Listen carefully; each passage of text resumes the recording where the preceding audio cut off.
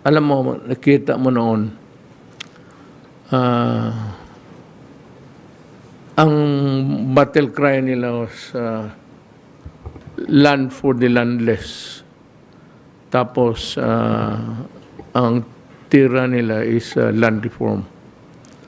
Ang insurgency was most heightened in the areas where feudal system existed, for example, in Negros. Yung mga... I do not want to talk about it, but, generations after generations, they till the land at makikita nila ang with all the bagong kotse, bagong... So, it has drove our people, and rightly so, to desperation.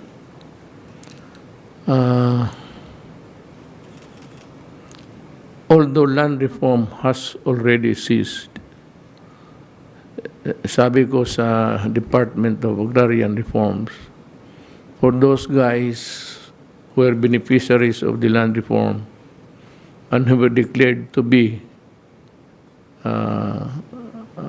legitimate to own a certain piece of a big landed owner, sabi ko sa kanya, they must be placed according to the law. Is the law. They must be placed in the possession of the land. So yan ngayon ang utos ko.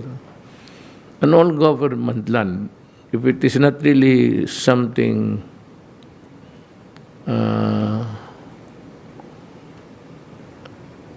gaya itong mga military reservations, I'm sorry, but I cannot, I have to be sparing in my actuations there, because hindi naman pwede na we deprive of the military of the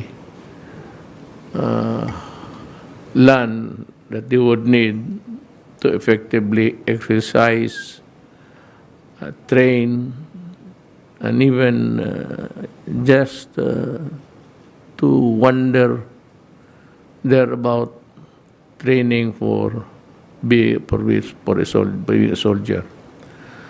So the one that oversaid which I would place on his shoulder to implement it, you are listening, Secretary Casaciones of the Agrarian Reform. He will tell you his load and produkto niya, to tell us how many hectares of land have we distributed to the Filipino. Kaya nawalaan na. Land issue is no longer relevant in the cause of the communist. Nawala na. Inunahan ko na sila. Ako na nagbibigay mismo at mamalaki. Kayong mga Pilipino, mas marunong ang gobyerno. Mas marunong ako mag-isip. Kay ako, kung noon pa at kung inabutan ng panahon, isa rin akong mag-claim ng lupa under the land reform. Well, changing fortunes of life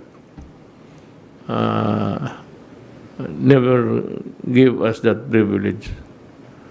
Pero gusto ko na masabi sa Pilipinas ngayon, the whole country, what we have done so far to give lands to the Filipino. Secretary Casaciones, you have the floor.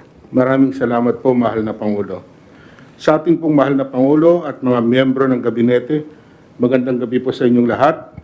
At lalong-lalo na po, isa pong mapagpalang gabi sa lahat ng mamamayang Pilipino lalong-lalo na po yung isa sa mga tunay na bayani ng ating bansa, ang ating mga magsasaka.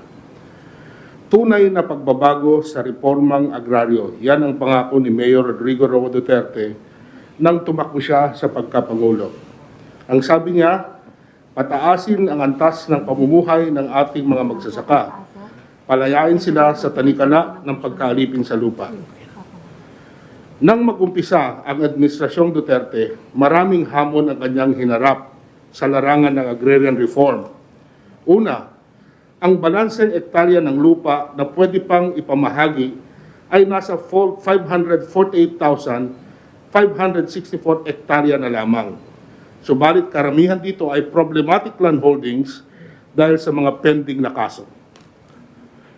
Dagdag pa rito, nagwakas na ang pag-i-issue ng Notice of Coverage noong 2014. Ikalawa, sa usaping legal, mahigit 50,000 mga kasong may kinalaman sa DAR Adjudication Board at Agrarian Law Implementation ang pending at wala pang kalutasan na siyang naging dahilan ng napakaraming protesta at pagkilos ng magsasaka sa lansangan.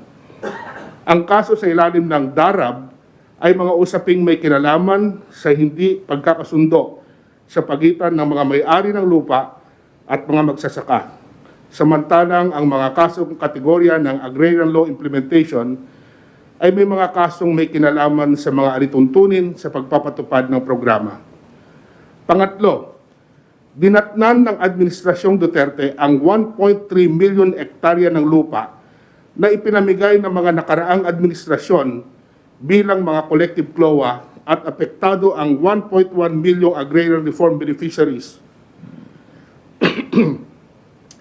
Matindi ang problema na idinulot ng collective CLOA sa ating mga magsasaka sapagkat nag-away-away sila dahil hindi matukoy kung alin ang sa kanila sa collective CLOA. Masyadong minadali ng mga nakaraang administrasyon ang kanilang accomplishment sa pag-i-issue ng isang titulo para sa daang-daang magsasaka. Hindi sila makabayad ng kanilang amortisasyon sa land bank. Wala rin silang titulong maipakita para gamiting collateral sa pag-uutang sa financial institutions. At sa panig ng local government, hindi naman sila makasingil ng real property tax o amilyar sa mga magsasaka. Dahil sa mga problemang ito, di nakapagtatakang ang sektor ng mga magsasaka ang nanatiling pinakamahirap sa ating lipunan. Bilang pagtugon sa ganitong suliranin ng mga magsasaka, ang Pangulo at ang Kagawaran ay namahagi ng 516,000 hektarya ng mga lupain sa halos 405,800 na mga magsasaka. Pinangunahan ni Pangulong Duterte ang pinakamalaking pamamahagi ng mga lupain sa kasaysayan ng reformang agraryo. Ito ay ang pamamahagi ng Certificate of Land Ownership Award sa North Cotabato, kung saan mahigit 11,000 hektarya ang lupain ang pinamigay sa isang araw. At sa General Santos City naman ay mahigit 20,000 hektarya ng lupaing sakahan ang naipamigay sa region-wide distribution na ginawa sa isang araw lamang. Pagkatapos ng pagkabinbin ng 30 taon, sa wakas ay naipahimahagi na ang kontrobersyal at malalaking estado o pribadong lupain ni Mesutan at Luisa Luksin na parehong matatagpuan sa Capiz, ganun din naman sa Arakan Valley sa North Cotabato. Sa unang pagkakataon sa kasaysayan ng agrarian reform, ang kalihim 10 ng kanyang mga opisyal at empleyado ng Kagawaran ang mismong naghahatid ng mga titulo ng lupa sa mismong mga bahay at bukirin ng mga magsasaka. At yan ay tinatawag naming door-to-door bilang pagsunod sa utos ng Pangulo na ibaba at ilapit ang pamahalaan sa maralitang magsasaka. Bilang solusyon naman sa problemang dala ng collective CLOA, inilunsad ng DAR sa patnubay ng economic managers ng Pangulong Duterte ang proyektong Split o Support to Parcelization of Lands for Individual Titling. Pinondohan ito ng World Bank ng 19 bilyong piso at 5 bilyong piso naman ang mula sa national government. Mahigit sa 1.1 milyong magsasaka ang napipintong makikinabang sa project split na may mahigit na 1.3 milyong ektaryang lupain. Upang madagdagan ang lupang ipapamigay sa mga magsasaka, noong 2019, nag-issue ang Pangulo ng isang kautusan, ang Executive Order No. 75, na naglalayong ipamahagi ang mga hindi ginagamit na lupang pag-aari ng pamahalaan o idle government-owned lands na angkop sa pagsasaka. Tinatayang may 232,000 hektarya ang mapapasakamay ng mga magsasaka dahil sa naturang hakbang. Kasama na dito ang Boracay, Davao National Agricultural School, Cagayan State University, Pampanga State Agricultural University, at Yuliking Ranch sa Busuanga, Palawan.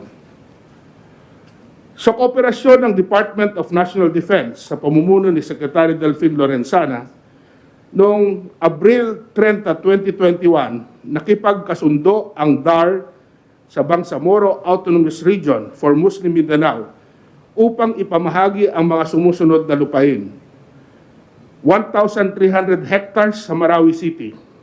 Sa Lanao del Sur naman, 780 hectares sa municipality ng Sagiran, 1,324 hektarya sa municipality ng Piagopo, at 1,396 na hektarya sa munisipalidad ng Marantao. Sa kasalukuyan ay sinusukat na ang mga lupain na ito at pipirmahan na ang deed of transfer ng mga government-owned lands, at sa darating na Oktubre ay pwede nang ipamigay ang nasabing mga lupain. Lahat ng government-owned lands na ipapamahagi ay ibibigay sa mga magsasaka ng walang bayad. Sa pagpapatupad ng EO 75 ng ating Pangulo, na ipamahagi na ang higit sa 2,500 hektarya ng lupang pag-aari ng pamahalaan sa mahigit 2,000 magsasaka. Kasama sa mga nabiyayaan ng government-owned lands ang may 124 na mga graduate ng kursong agriculture. Ito ay alinsunod sa Administrative Order No. 3, Series of 2020, na naglalayong hikayatin ang mga kabataan sa pagsasaka, lalo na't kumukonti na ang ating magsasaka at nasa 57 anyos na ang average age nila. Sa Administrative Order No. 3, hindi lang po mga graduate ng agriculture courses ang mabibigyan ng lupa, kundi pati kababayan nating nagbabalik loob sa pamahalaan. Mahigit 2,000 mga dating rebelde at kanilang sympathizers ang nabigyan na rin ng mga lupang sakahan sa Nueva Vizcaya, sa Leyte, Bohol, Masbate, Arakan Valley, Negros at iba pa. Ito ang ambag ng DAR sa misyon ng national government na supilin ang local communist armed conflict sa bansa. Sa Muslim Mindanao naman, 146 na mga decommissioned combatant ng Moro Islamic Liberation Front ang naging benepisyaryo ng mga lupang ipinamahagi sa Bangsamoro Region. Ito ay sa pakikipagtulungan ng ahensya sa Ministry of Agriculture, Fisheries and Agrarian Reform. Ang pangalawang mandato ng DAR ay reresolbahin ang mga nakabinbing agrarian cases. Sa administrasyon ng Pangulong Duterte ay napabilis ng DAR ang pagre-resolba ng mga pending agrarian legal cases. Noong 2017, mayroong 51,137 na kaso sa DAR na nakabinbin pa mula noong 1990.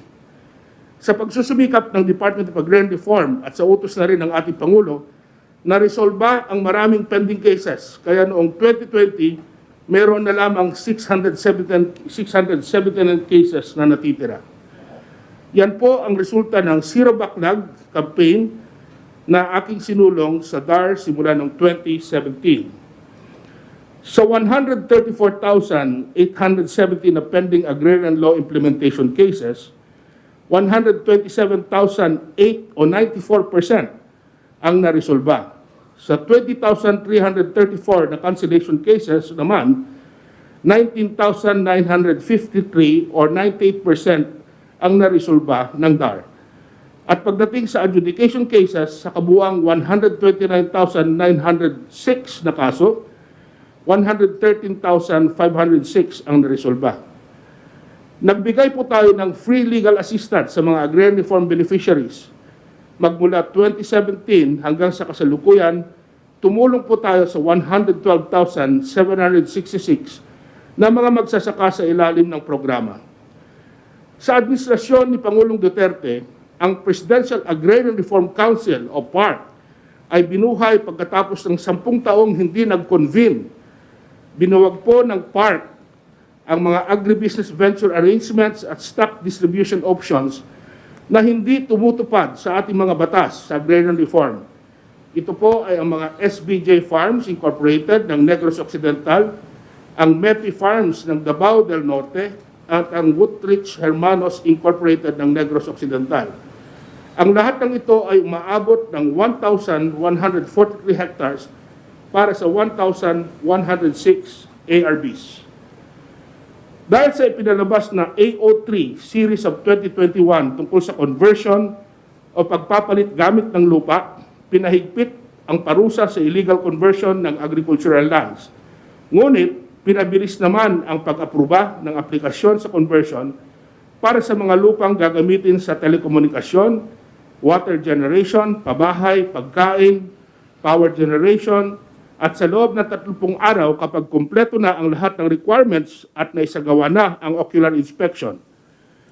Dahil sa bisa ng Administrative Order No. 2, Series of 2021, base sa kautusan ng Pangulo, nasuspindi po ang pagbabayad ng amortisasyon ng mga agrarian reform beneficiaries at na-credit po ang bayad ng 6% interest sa principal na obligasyon ng mga benepisyaryo.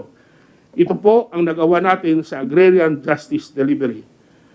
Bilang pagtungon naman sa direktiba ng Pangulo na pataasin ang antas ng pamumuhay ng mga magsasaka, ang kagawaran ay naglunsad at nagpatupad ng mga programa na naglalayong magkaroon ng sustainable at resilient agrarian reform community. Sa kasalukuyan, meron na po tayong 2.486 million agrarian reform beneficiaries mula noong 1972 hanggang 2020 at 166,127 mag-ARBs ay mula noong 2016 hanggang sa kasalukuyan. 1.3 million or 53% na mga ARBs ay nakapaloob sa 2,234 agrarian reform communities. Sa pagpapalakas ng mga benepisyaryo, nakapagkaloob na tayo ng pagsasanay at pautang sa 1,626,097 na mga babae at lalaking ARBs. Mula dito, 897,882 na magsasakang agrarian reform beneficiaries ang nakakuha ng pautang at may kabuuang 18.7 billion pautang na ang naipagkaloob. Simula sa termino ni Pangulong Duterte, lumago ang bilang ng agrarian reform communities sa 2,234 at nakabuo ng 178 na agrarian reform community clusters. Meron na rin po tayong nagawang 1,869 arbos o kooperatiba na may 377,250 members upang maging conduit sa mga tulong na maibibigay sa mga magsasaka. Sa kabuuan, meron na tayong 6,369 agrarian reform beneficiary organizations. Sa programang Enhanced Partnership Against Hunger and Poverty, may 240 kooperatiba ang nabigyan ng oportunidad na maibenta ang kanilang produkto sa iba't ibang government agencies at private organizations. Inulunsad din natin ang Arbold Project kung saan naglaan ng DAR ng 300 million pesos para sa iba't ibang uri ng tulong sa mga individual na magsasaka at ang kanilang mga samahan sa panahon ng pandemya. Ang programang ito ay nakatulong sa 1,632 arbos sa marketing programs ng kanilang mga ani at produkto. Bukod rito, ang kagawaran ay nakapagkaloob ng 256 farm implements sa 219 municipalities and cities. Nang mangyari po naman ang pandemyang COVID-19, itinatag natin ang buhay sa gulay. Ito ay matagumpay na nagbibigay ng dagdag na kabuhayan sa mga mahihirap na naninirahan sa mga syudad, Sa ngayon, may 24 buhay na gulay sites na sa buong Pilipinas. Upang matugunan ang pangangailangan ng mga ARBs o magsasaka sa disenteng pamumuhay at pamamahay, ang DAR, katuwang ang Department of Human Settlements and Urban Development at lokal na pamahalaan ay naglunsad ng programang Pabahay o ang Balay para sa Magsasaka. Sa kasalukuyan ay mayroon ng 100 housing units na itinatayo sa Umingan, Pangasinan na nakatakdang mai-turnover bago matapos ang Oktubre 2021. Ang kubuang 184 na pabahay ay malilipatan na ng ARBs sa Disyembre 2021. Sa buong Pilipinas ay may 150 na LGUs na nag-apply para sa balay magsasaka. Pero sa kasalukuyan ay 29 LGUs pa lamang ang nag-qualify para sa pabahay magsasaka. Sa panahon ni Pangulong Rodrigo Duterte, ang kagawaran sa pakikipag-isa ng National Irrigation Administration ay nakapagkaloob ng 313 na proyektong patubig na nagkakahalaga ng 2 billion sa iba't ibang probinsya sa buong bansa. Ang kagawaran sa ilalim ng Tulay ng Pangulo Project ay nakapagpagawa ng 177 na tulay na may kabuang sukat na 10,436 linear meters. Ilang foreign-assisted projects naman ang pinasok at ipinatupad ng DAR upang makapagbigay ng mga suporta sa mga magsasaka sa rehiyon ng Mindanao. Ang Project Converge ay pinatupad sa Region 9, 10 at sa Caraga.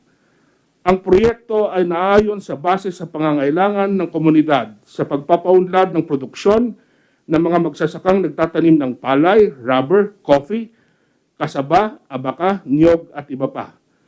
11,560 ARBs at 33,029 households ang direktang nakikinabang at nisiyahan sa pagtanggap ng iba't ibang suportang serbisyo dahil sa Project Converge. Ang Italian assistance to the agrarian reform community naman ay naglalayong mabigyan ng mga infrastruktura at mga pagsasanay ang 53,000 kabahayan at 18,000 ARBs sa Sarangani, Sultan Kudarat, Lanao del Sur at Maguindanao. Sa tulong ng gobyerno ng Italia, ang Pilipinas ay napagkalooban ng 1.5 billion na loan para maisakatuparan ang mga proyekto gaya ng farm-to-market roads, tulay, irigasyon, patubig sa mga kabahayan, solar dryers at warehouses. Nakinabang naman sa Mindanao Sustainable Agrarian and Agricultural Development o MINSAD Project ang 7 probinsya ng Mindanao. Ito ay ang Lanao del Norte, Bukidnon, Davao de Oro, Davao del Sur, North Cotabato, South Cotabato at Sultan Kudarat. Layunin ng proyektong ito na maitaas ang produksyon, halaga ng produkto at kita ng mga magsasaka sa pamamagitan ng pagkakaloob ng mga infrastruktura at suportang serbisyo sa 69,091 benepisyaryo ng proyektong ito. Para masiguro na lahat ng agrarian reform beneficiaries ay nahahatiran ng mga suportang serbisyo, ang DAR ay nagsasagawa ng validasyon ng mga existing PLOAs na inisyu ng ahensya. Nauna na ang validation project ng mga lalawigan ay ang mga Cavite, Oriental Mindoro at Nueva Vizcaya. Mahal na Pangulo, bago ako magtapos, gusto ko lamang sanang ibahagi ang mga larawan na ito. Nang may talaga ako bilang kalihim ng Department of Agrarian Reform noong 2017, ganitong imahe ang sumalubong sa akin sa pagpasok sa opisina. Parating may nagrarally sa harap ng DAR. Sa katotohanan, sila ay nagtayo na ng mga barong-barong na tulugan sa bangketa bilang protesta sa mabagal na pagtugon sa mga problema ng marilitang magsasaka. Pagkatapos ng 2 araw ng aking pag-upo bilang sekretaryo, kami ay nagdialogo at sila ay kusang lumisan na punong-puno ng pag-asa sa ating pamahalaan. Umaasa po ako na sa pagtatapos ng termino ni Pangulong Duterte ay maraming suliranin ang ating mga magsasaka ang nabigyan at mabibigyan pa ng solusyon lang lalo na ang hinaing nila sa matagal na paghihintay sa kanilang titulo ng lupa. Naitanim na ng administrasyong ito ang binhi para tuloy-tuloy na mabigyan ng sapat na suporta ang ating mga magsasaka. at sa pagsibol ng mga serbisyong ipununla ng DAR at ng ating Pangulo, ako'y umaasa na sa darating na panahon ay aanihin rin ng ating mga magsasakang may turing na isa sa mga tunay na bayani ng ating bansa ang kaginhawaan at kaunlaran sa buhay. Dahil sa ating mga programa, naway mahikayat ang mga kabataan na magbalik sa pagsasaka at magsulong sa modernong agrikultura. Ito ang magiging kaganapan at pamana ng mga Pilipino ng reformang agraryo na ipinapatupad sa administrasyon ni Pangulong Rodrigo Duterte. Salamat po at mabuhay po tayong lahat. Salamat, Secretary Casaciones. Ang akin ito is, we have so many months left. But ang akin ito is, what we promise to the people, we should deliver. If we cannot deliver, we do not make any promises. Napakaganda ng presentasyon mo, Secretary Casaciones. And you're one of the hard-working, lahat man kayo. At may ipakita kang resulta ng trabaho to equal the trust that I placed upon you to handle itong land reform at saka itong agrarian reform. By the way, yung irrigation na yan was a campaign promise noon na ilibre ko na sila sa tubig. At ayan ngayon, they used to pay 5,000. And I remember somewhere in Bulacan, malaala ito ng mga tao doon. Kasama yung mga kaharap ko na NPA. And they were asking for a relief of the yearly 5,000. Bayaran nila sa irrigation. Ang sabi ko, kung manalo ako, I will abolish that. And sa awa ng Diyos, nanalo ako at tinupad ko yung pangako ko. And the first thing I did was to appoint General Visayas. I hope, General, that you are really working sincerely in your task so that the people can find a relief of satisfaction for this government. Yung bago ako sabihin ko lang kung sino yung mga tao dito. Si Secretary Jan Casaciones, ito yung SEDAR, ito yung nagpairal. He was the one implementing the reforms we had for the agrarian reform at saka yung mga tao na who were beneficiaries and who should be placed already in possession. At hindi na ho, kasi naman tinatakot, gano'n. Minsan may mga armado. Kaya sabi ko, sa military, pati police, na if there's any controversy there regarding the placing of possession of a certain awardee sa land reform, force the issue. Pilitin ninyo, ilagay ninyo sa pwesto ng tao. Then, ibang mga presenter ngayon is ang sunod si Secretary Francisco Duque. Then we have Secretary Leopoldo Bongvega. Ito imported ito from Davao. Kinuha ko talaga ito simply for his honesty. He has been the head of the Davao Medical Center until he retired. At ito yung 67.3 billion deficiencies. Alam mo, I am not criticizing anybody, especially itong kuha. But I've been mayor. So alam na ito, Benhor is, si MMD, alam niya, mayor siya ng, may mga project tayo. Baklaking project. So ngayon, meron talaga yung mga papel-papel na hindi masyado matakomplito, yung decompletion sa paperwork. Pag ano ang kuha, magsabi lang siya deficiency ng mga ganon. Hindi masabihin na deficiency na ninakaw mo yung pera. Deficiencies in producing the necessary documents to complete the story of imposible magnakaw ka ng 67.3. Alam mo, kasi yung exit call nila, yan ang problema. Kasi yung exit call would point out what needs to be done further to complete the papers. Or, alam mo kuha, every now and then, maraming regulasyon naghahabol ang bureaucracy niyan. Many government worker who were placed in a bad light because paglabas nitong COA audit, illegal itong mga deficiencies, kagaya itong 67.3, mga ganon. Ang labas niya sa mga tao, akala na wala. Nandyan yung pera. So,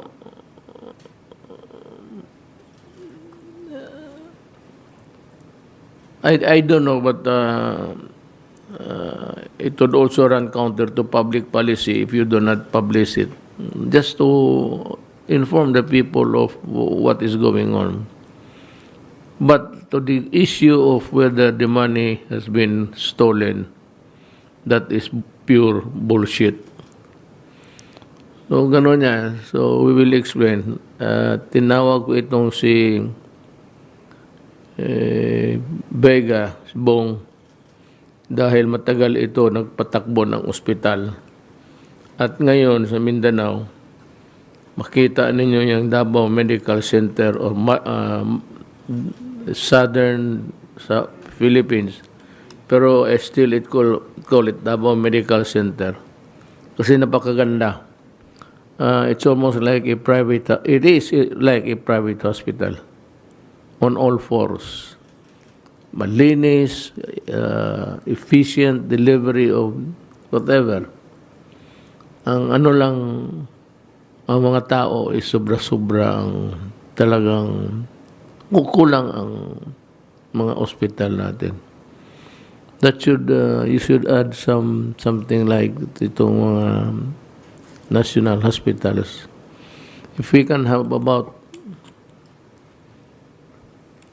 30 more all over Mindanao, okay yan. Regional hospital.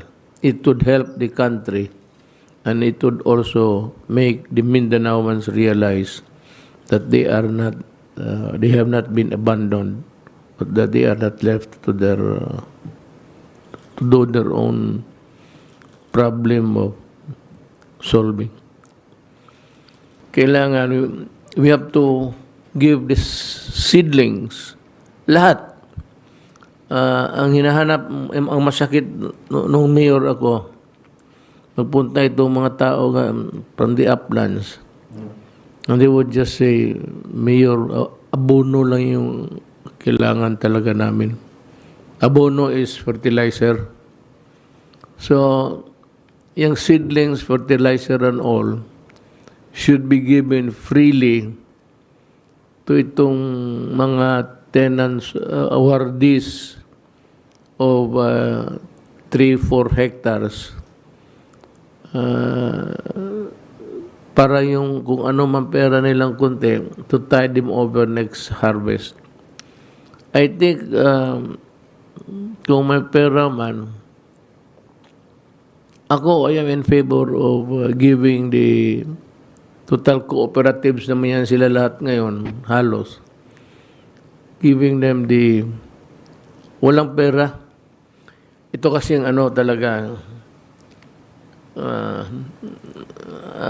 I don't know, basta ang Pilipinos, mabuti pera na lang, goods na lang. Kailangan mo ng pagkain, o ito yung karne norte. Kailangan mo ng ito yung pan. Sige, buksan mo. Nung sabi mo, gutom ako, magbili lang yan ng biskwit, tapos maghigop ng siyab mo ang poop.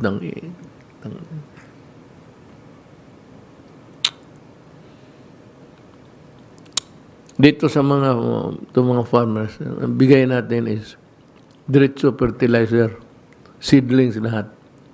Wala rin yung cooperatives na you grant a certain amount of money for all these things. There should be one central purchasing. I don't know if the Bureau of Supply can do that for us. There's a parang procurement, you just place there somebody who is really yung may sungay rin para ma-disiplina niya, and he can maybe run the agency efficiently.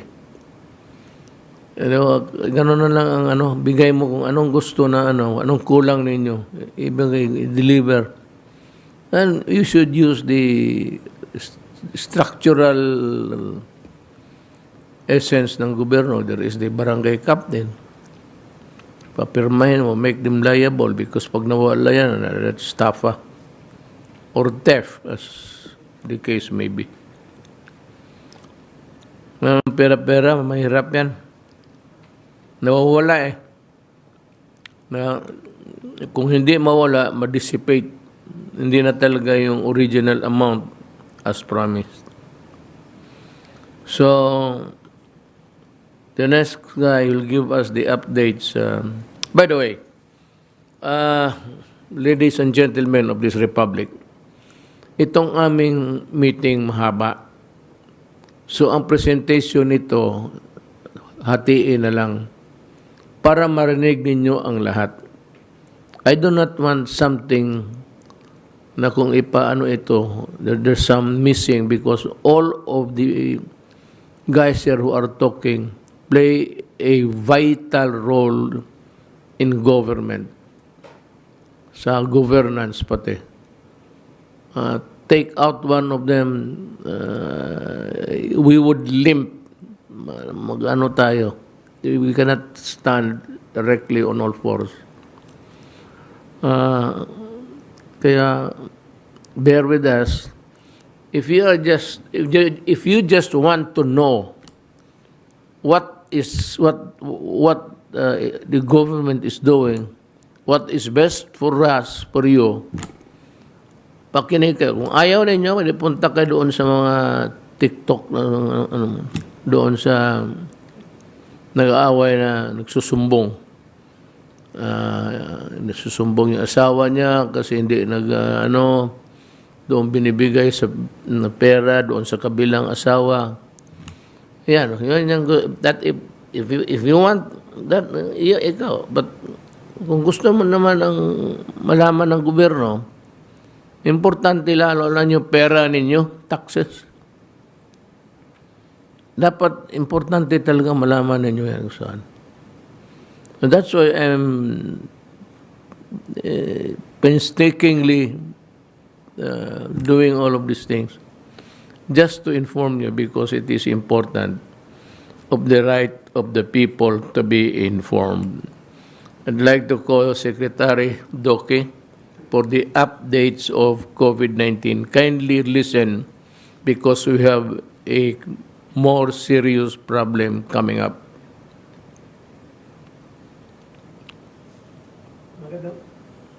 Magandang gabi po, Mr. President, kay Senator Bongo, Chair of the Committee on Health. Ang aking po mga kapwa miyembro ng kabinete at higit po sa lahat sa ating po mga mamamayan. Magandang gabi po sa atin lahat sa ngalan po ng Department of Health. at ng Interagency Task Force on Emerging Infectious Diseases. Magbabahagi po ako muli sa inyo ng isang maikling ulat ukol po sa ating COVID-19 situation, kabilang na ang updates sa ating pong biosurveillance at ang ating pong rekomendasyon sa usapin ng pediatric vaccination o pagbabakuna sa mga batang edad 17 taon at pababa. Next slide, please. Ngayon, ika-16 ng Agosto, taon 2021, meron na po tayong nadagdag na muli 14,610 na mga bagong kaso. Bahagyang mababa po ito doon sa naitala natin kahapon na humigit kumulang mga 14,700. At ang ating pong pangkalahatan na bilang ng kaso ay umabot na po sa 1,755,846. At sa 14,610 na naidagdag sa ating mga kaso, yun po galing sa NCR ang pinakamataas, sumipa na naman po dito sa 4,071. Sumunod po ang Region 4A, 3,232. Samantalang ang Region 3 ay ang kanyang naiambag ay 1,903. At andun po Region 7 at Region 10, 4th and 5th position. At ang mga pangunahin mga probinsya at mga syudad na may mga pinakamalaking naitalang kaso, Cavite is 1,214, ang Laguna 1,059, Quezon City 730, Bulacan 709, and Rizal 547. Ang atin naman mga aktibong mga kaso ay umabot po sa 106,672 at may kasama na po itong bagong 14,513 at ang pangkatumbas po nito ay more or less 6.08%. Samantalang ang ating po recoveries ay naitala natin yung 92.20% at ito po ang katumbas 1,618,808. Meron po tayong naidagdag na 10,674 recoveries. Ang atin po naman case fatality rate ay nananatili sa 1.73% at ang pangkalahatan bilang nito ay nasa 30,366 at meron po tayong naidagdag na 27.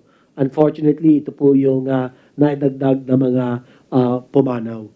At ibig ko pong bigyan diin para po sa mga Pilipinong may edad na 50 to mahigit sa 80 taon gulang, ang kanilang case fatality rate ay 5.4% at kanya talagang sila ang binibigyan natin ng prioridad sa bakunahan.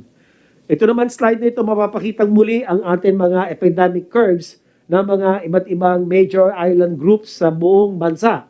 Ito pong ating kulay blue ay ang NCR, ang ating pong Visayas, yung teal or aqua blue. Mindanao is represented by the orange color, plus areas ang green, rest of Luzon pula. Makikita po natin ang NCR, itong blue, tapos itong rest of Luzon, yung pula. Pataas po sila, pati itong NCR, talagang sumisipa.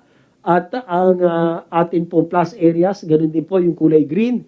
Ayan po, ay tumaas din po. Medyo hindi ganun po taas naman ang naitala for the Visayas and Mindanao. So ito po ang talagang atin binabantayan dahil nakikita natin halos magbabalik na naman, aabot na doon sa atin mga peak cases nung naitala natin for March and April of this year. Mapunta po tayo sa updates on the biosurveillance activities na isinasagawa po ng Philippine Genome Center ng University of the Philippines. At nakapag whole genome sequencing po sila, umabot na 9,706 At sa loob po ng specimens na genome sequence, ang makita po natin dito, ang beta variant, ang siyang may pinakamataas na porsyento, 25.58%, samantalang ang alpha as a 23%. Sumunod naman po dito ang B1163 at 10.96%. Pero pansinin natin, ang delta ay tumaas, napakamabilis, no? Nag-umpisa lang niya, less than 1%, ngayon asa 8.31% na po siya. So, meron po tayong natuklasan na lambda variant, ito po yung galing sa Peru. At lumalabas po dito, Mr. President, ang lambda variant ay iniugnay po, katulad ng delta, sa kanilang mabilis na pwedeng makahawa. Ano po? So, high transmission rate at meron din pong mga limitadong pag-aaral na nagsasabi na ang lambda variant ay pwede pong makatakas mula sa proteksyon na dulot ng bakuna.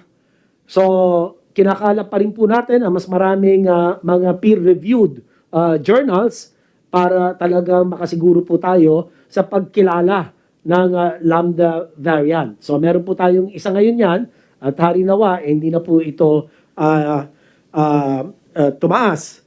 At gusto ko rin pong ibig kong bigyan din na patungkol naman dito sa mga variants of concern, beta, alpha, and delta. Yung lambda, hindi pa po yan variant of concern. Ito ay tinagurian variant of interest pa lamang sa ngayon ng World Health Organization. Pero binabantayan po ito, tinututukan po ito ng ating pong mga scientista at mga iba't ibang mga grupo. At yan po, ang magkaroon man ng mga ganitong mga variants, ang paulit-ulit po natin sinasabi, ang pagsunod po, disiplinadong pagsunod po sa minimum public health standards at ang pagbabakuna pa rin. Ito pa rin po ang solusyon. Ito pa rin po ang proteksyon. Hindi ho parang wala tayong laban. Meron po tayong laban dito, Mr. President, at ating po mga kababayan. Basta sumunod lang po tayo sa mga panuntunan ng Department of Health at ng IATF. Proper wearing of mask, face shield, social distancing, kung pwede, mahigit na. Gawin natin 2 metro hanggat sa maaari. At yung well-ventilated, kung kayo'y nasa mga lugar, sa inyo pong mga tahanan, siguraduhin lang po bukas ang inyo pong mga bintana. Dahil malaki po ang proteksyon, taglay ng sapat na ventilasyon at iwasan ang mga lugar na kulob. At magpalista na po sa inyong pinakamalapit na vaccination center dahil lahat po ng mga bakuna natin na sinuri ng FDA, ng ating po mga vaccine expert panel, ay talagang malinaw. Sila po ay epektibo laban po sa malubhang COVID-19 infection at nakakaibsan o nakakaiwas po ng hospitalization at higit sa lahat po naiiwasan ang pagpanaw. Kanya muli ay ito po ang ating panawagan. Mr. President, kung naalala ninyo, meron pong lumalabas na isang doktor na nagsasalita po sa mga Facebook, sa mga interviews, sir, na sinasabi niya na mas masama daw yung bakuna kesa doon sa COVID-19. Ay wala pong katotohanan itong sinasabi niya, Mr. President. Kasi kung titignan natin, sa 20.8 million doses na naibigay po natin, ang reported adverse events following immunization ay nasa 0.26% lamang, Mr. President. Napakamababa po. Samantalang ang non-serious adverse event following immunization ay nasa 0.24%. Aba, di mas lalo naman pong mababa ang porsyento ng serious o yung pong grabe kung tawagin na adverse events pagkatapos po ng bakunahan asa 0.006%. So ito po mga tao ito nagkakalat ay talagang pinipilit na warakin yung vaccine confidence po ng ating mga kababayan. At hindi po tama ito, Mr. President. Yan na lang po ang akin pinakahuling. Meron pa po akong last lang na mga Uh, Go ahead. final summary lang po at key points. Ito po yung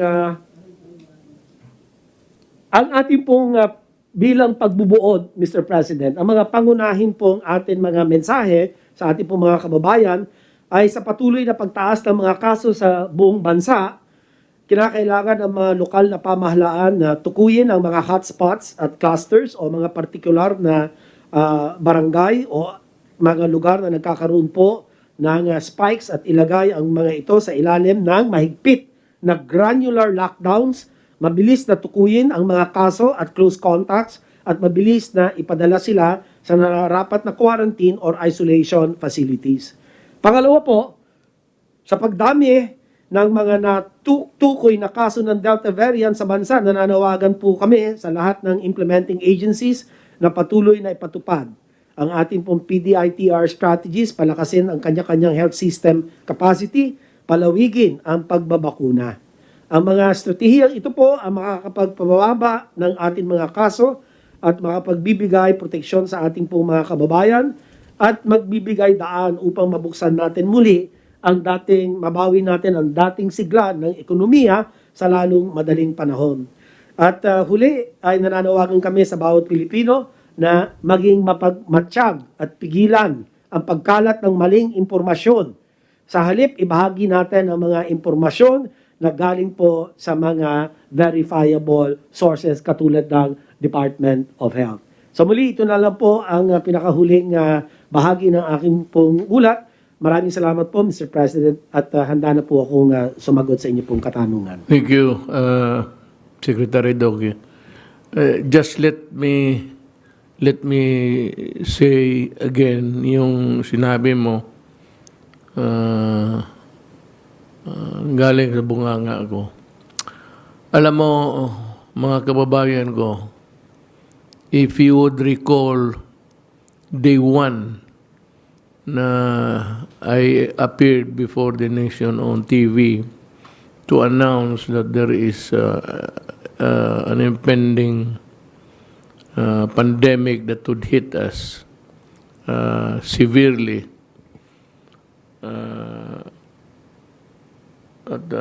Sinabi ko sa inyo yung kapag kukulang natin, wala tayong bakuna doon. Hindi naman tayo mayaman, hindi pa tayo nakapag-imbento ng bakuna ng sarili natin. Sabi ko, we'll just pray, but do not go out of your houses. Limit your mobility outside of your home kasi yan lang muna ang panlaban natin. And kung maglabas kayo, mask pa noon, wala pa yung face shield. But it was mask, okay na sana yun. So, sabi ng experts may kulang, so we have to use the shield. And the shield, we have to, you buy another, tapos yung hugas ng kamay. Yun lang naman, social distancing. Wala tayong panlaban eh. You know, we do not have the vaccines locally. We import, we buy. As soon as nandito yan sila, hindi yan lahat para sa lahat sa atin. Only a portion of the population will be serviced with that supply that comes to us. Although hindi naman intermittent, but not really in a regular basis. Kaya na lang ho magbantay sa sarili ninyo. Kasi may problema tayo. Sabi nga ni Secretary Doge, merong mga variants, mga mutations.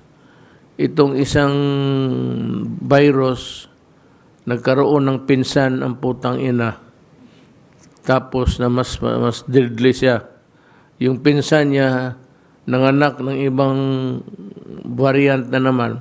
So we have the beta, delta, lambda, alpha, kung ano-ano na lang.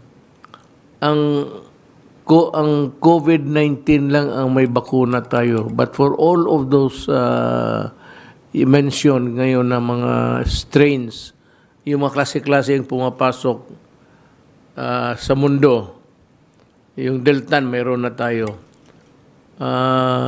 Sa awa ng Diyos, mabutit na lang, yung COVID-19 vaccine may dampen the aggressiveness of itong mga Delta. But itong gamma, itong dadating nilang sabi ng mga scientists, I think it's 1N1, which traces itself from the avian, galing sa mga birds, and would it include the fowls that we have on the ground? Yung mga manok galing dyan, yun ang history niyan. So, wala pala talaga panlaban. Ang ating depensa lang talaga is iwas, bahay, tapos wash your hands, do not go out when it is not necessary. Bakuna, kung mayroong bakuna, habang may bakuna, as long as there is a supply nearby na punta ninyo, magpabakuna na kaagad kayo para sigurado. Now ngayon, sabi nga ni Secretary Duque, there's actually he is I think Romeo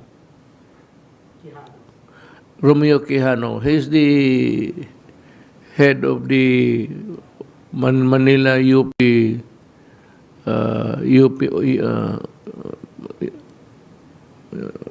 School of Medicine of UP in Manila. Siya retired na siya. Sabi niya, hindi siya naniniwala sa bakuna. On the other hand, ang bakuna raw baka tuloy precipitate na mahihina ka, magkaroon ka ng ibang anyo sa katawan mo, inside, whatever, at it would endanger your life. So, siya mismo, hindi siya naniniwala. Alam mo, nasabi ko ba sa inyo, ito publicly, I'm sure the Chinese guys are listening, and Mr. Xi Jinping, pag-umpisa nito, nung nag-announce ako na may music pa na parang malungkot, I called the President of China, President Xi Jinping, at sinabi ko sa kanya, alam ko na na-project ko na kanya-kanya ito. Kami muna bago kayo. Yun ang mangyayari talaga. Pag magano mga klaseng event sa buhay natin, kami muna bago kayo. So sabi ko sa kanya, mahirap lang kami. We know we would be a tail ender. Nasa huli kami nito. But if you have some extra, bago lang ito, kumpisa lang, pwede ba kaming mapagkalooban mo ng konti para sa bayan ko? Sabi niya, do not worry, we will help you. Kaya dumating yung mga bakuna. I am just asking America to give us more. Kung meron lang sila. I know that mauna kami. Kami muna. We first before you. We understand it and we accept it. But if there is an excess of supply sa inyo, pakitulong naman dito sa bayan ko. We have the money. We buy. We do not ask. We have saved money for this event. Yun ang totoo dyan. Sabihin ko na sa publiko, bakit ako pumayag? It's because of the bakuna. Kasi nung pag-umpisa, talagang tumawag ako kay ang nagbigay na lang walang no strings attached ang China. Until now, walang hiningi yung China sa akin, baski ballpen. Walang pinakausap, wala lahat. Except that their boats are there. Sabi ko naman, sinabi ko na, ako rin, sabi ko, maglagay ako. That's about 1 month or 2 months ago. Sabi ko, I want my ships also there. I do not want war with anybody. Not with China, lalo na Amerika, kasi nandito sila sa lupa natin. Pero, as a feature or semblance of our claim, meron tayong mga barko dyan. At saka hindi ko napapaalis yun yan. No way na magsabi ako, atras kayo, na ginawa nila Trillanes pati ni Alberto Pasador. No way ako magano. Sabi ko, kung magkalitsehan, wala tayong magawa. We have to fight. Because I am not about ready to retreat. Yun lang. Bantay kayo dito sa bakuna na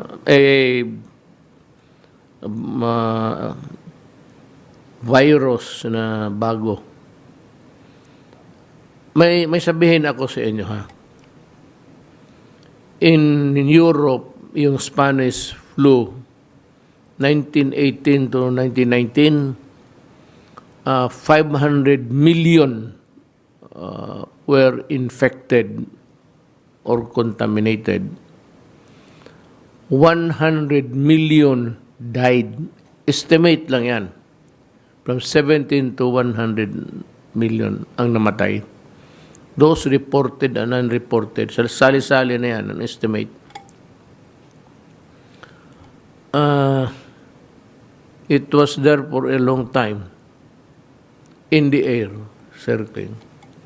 So it changed this lifestyle of the people of Europe at that time. Now, this is worldwide, so it has changed the lifestyle of everybody in this planet.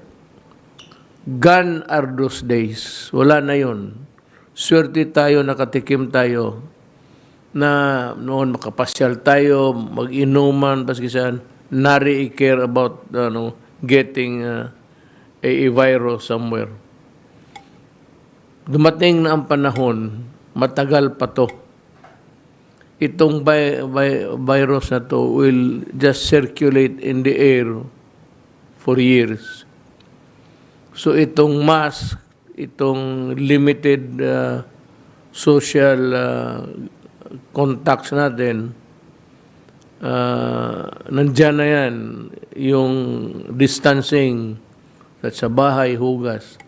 Gano'n na ang buhay ng Pilipino, I think, for the next how many years. Hindi na mawala yan. Yun na ang style. Wala na tayo yung sabing pasyal ng gabi, wala na. For those mga anak nating maliliit, okay lang. They would have no, wala silang or something losing anything. But yung mga teenager ngayon na nakatikim, they will really long for it. But I'm telling them straight, the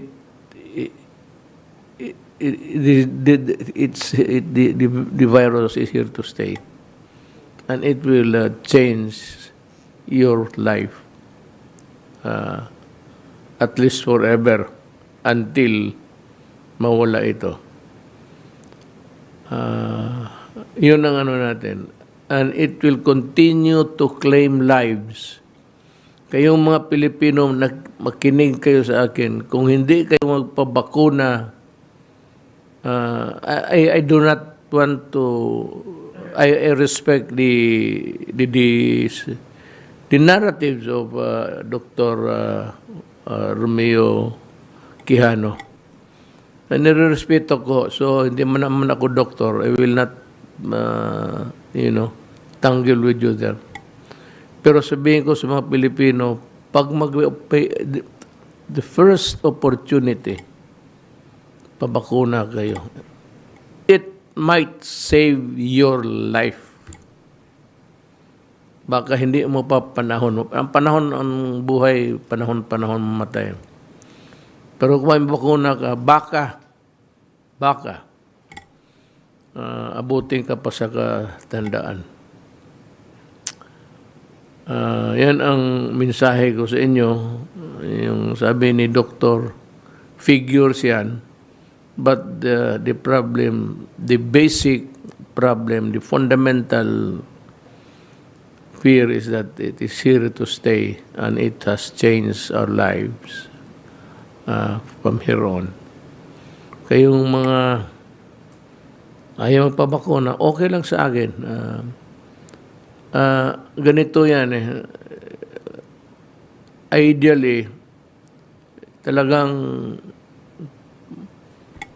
kung talagang what would we say, pilitin ng gobyerno. But this is a democracy. We cannot arrest you if you go out, or I cannot enforce totally a rule na huwag kayong, unless of course yung sa mga barangay. Pero demokrasya to, and it's different in other countries. In other countries, Saudi Arabia, pag sinabi sara lahat. But Saudi Arabia is not the kind of setup that we have. We go now to... Mr. President. Yes, sir. If I may just request respectfully to recognize Yusek Bong Vega to make his presentation to clear the issue with regard to the 67.3 billion pesos deficiencies which the COA has reported and which has caused so much doubt in the minds of our people as to how these funds were utilized, and therefore it will be good, Mr. President, to recognize Yusek Vega to make his presentation, sir. You know, that do not put so much importance yung yung matter of course yung kanila. Ako mismo 3 beses na ako na yan nga, hindi sila makahintay. You know, papers, bureaucracy takes very long, and sometimes the documents are deficient. So, you need to correct. Hindi naman kasi ito, kuha. If kuha were the ones preparing the document, tapos we just implement, madali. Nandiyan na lahat ng gusto nila. Ito ngayon, yung may audit sila, yung preliminary audit nila, tapos mag-exit conference sila, at tapos i-release nila yan. Yung papel na yan na preliminary audit, pag inilabas mo yan doon sa media, it becomes the gospel truth. So you are now faced with something like may suspicion agad. Mga kaibigan, matagal ako sa gobyerno, nangyari na yan sa akin. Nanalo ako, gusto kong sabihin sa COA na gusto kong bulyawan. Sinabi ko na sa inyo, ganon. Hindi kayo maniwala, padimanda-dimanda kayo. Umabot kami ng Supreme Court. 2 beses sila tumba. Siya sa Court of Appeals. Ang problema kasi dyan, I said, the paper that they're holding, or papers that they are in their custody, are really insufficient and deficient. Kung kailangan, huwag ka munang mag-audit hanggang hindi pa natapos ang trabaho ko. Yan lang naman sana hinihingi natin. Do not conduct an audit on our work na ongoing pa. Kasi yan, dinodocument pa yan hanggang... Ngayon, kung birahin mo ako ng exit conference, tapos may deficiency ganon, na i-publish mo, I said, that statement of yours in that paper becomes the gospel truth. And it is not fair to the people kagaya mo who has been working, toiling, para sa mga... Alam ko gusto mo nang mag-resign, pero alam mo rin na tatanggihan kita. Ngayon, noon, you have attempted to resign twice. I expect you to say something to me up this way, mag-resign ka. Sabihin ko sa iyo, hindi. Wala ka namang ginawang masama. Bakit ka mag-resign? Kung hanapin nila dyan, kung mayroon silang makita, in the end, if you find that there is mga nawala dyan, mga 500 pesos, edi magdemanda kayo. Punta ng Supreme Court. The Supreme Court will be a fair arbiter of things. So, ganon. Hindi, huwag kayong maniwala ng ano. Ako mismo, Presidente, ako mismo nangako na I will protect you, people. It includes your money. Do you think papayag ako na may isa dito sa cabinet member magnakaw basket 1,000? You really think that I would allow it? Siyempre, dadating sa akin yung report na yan. May mag-report pa talaga, sir, si ano. Marami dyan sa ibang departamento, but not the cabinet members. Yung mga papel na kulang-kulang doon sa baba, ang problema, it is attributed to the head of the department. Hindi niya kaya lahat tignan yung papel araw-araw. Sus, Maria Josep. At sasabihin ko sa inyo, ako na mismo ang nagsasabi sa inyo, papayag ako. You think I would allow magkabarilan kami kung ganun?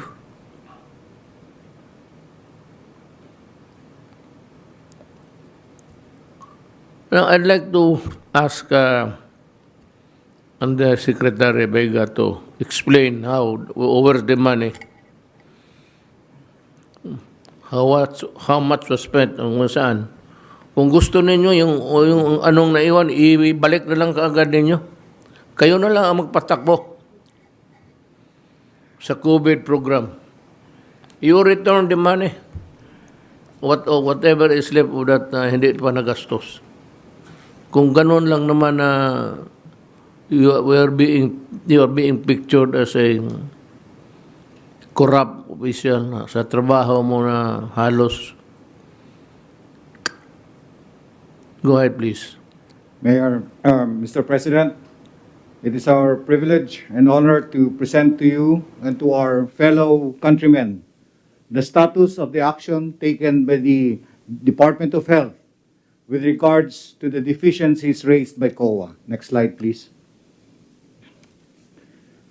As clarified by COA, the observations and findings are the recommendations made by the auditors for the management of the Department of Health to address the observations and findings.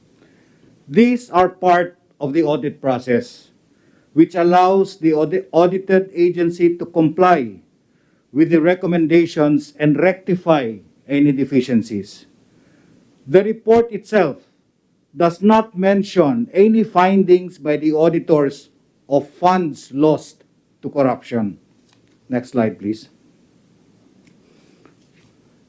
As of today, out of the 13 deficiencies, 5 were already resolved, 3 were partially resolved, and the remaining 5 are currently being complied. Next slide, please. COA flagged that our transfers to PSDBM for the procurement of PPEs, testing kits, medical supplies, and other hospital equipment for COVID-19 response were not covered by Memorandum of Agreement. Non-attachment of MOA was coordinated and consulted with PSDBM, and it was agreed by the same that non-attachment of MOA has legal basis since the items procured were considered as commonly used supplies. GPPB Resolution number 03/2020. Constant coordination with the procurement agencies to ensure that needed supplies are delivered at the possible time. To date, a total of 31 billion worth of commodities was reported by DBM as delivered. Next slide. The unobligated allotment of 11.8 billion from Bayanihan 1 and 2, including foreign loans as of December 31, 2020, are composed of GOP fund of 7.1 billion and foreign loans of 4.7 billion. 5 billion pesos of the GOP fund was considered as continuing appropriations for the year 2021, of which 4.2 billion or 83% have been utilized as of June 30, 2021 for the payment for the salaries of our HRH emergency hired. Some were used to pay for benefits for our health workers, such as the SRA, and death and sickness compensation, procurement of needed medicines and medical supplies in line with the pandemic, while 510 million remains valid for utilization until December 31, 2021. As to the foreign assisted projects, reissuance of SARO from the DBM are to be requested to supplement the funding requirements in line with COVID response. Hindi po nasayang ang mga pondong to. Next slide, please. On the deficiencies in procurement, documents and procedures, this is partially resolved. 2.448 billion mentioned deficiencies was already addressed by the procurement service of the central office. For the remaining 2.52 billion, the DOH operating units concerned were given directives to immediately comply with the COA recommendations. Also, the DOH Internal Audit Service is currently conducting review of transactions pertaining to the Bayanihan 1 and 2 funds. Next slide. There are also donations in kind with a total of 1.4 billion, to which our government retained hospitals, specifically Jose Reyes Memorial Hospital, Tondo Medical Center, and San Lazaro Hospital, missed to submit summary report list of donations received as of December 31, 2020. To date, upon validation from these concerned hospitals, they were able to provide COA the required listings. Next slide, please. Around 275 million meal allowance were flagged by COA as unauthorized. In providing meal benefits, our health facilities had to be creative, especially as our healthcare workers bemoaned the provision of meals in the literal sense. Napapanisan sila ng pagkain, hindi nakakain sa tamang oras, at nasasayang lamang kung pagkain ang binibigay ng ating hospitals. The DOH sought the approval of the Office of the President to provide the meal benefits through other forms, and OP has listened and approved provision in cash equivalents. Hence, this COA observation must be considered as resolved.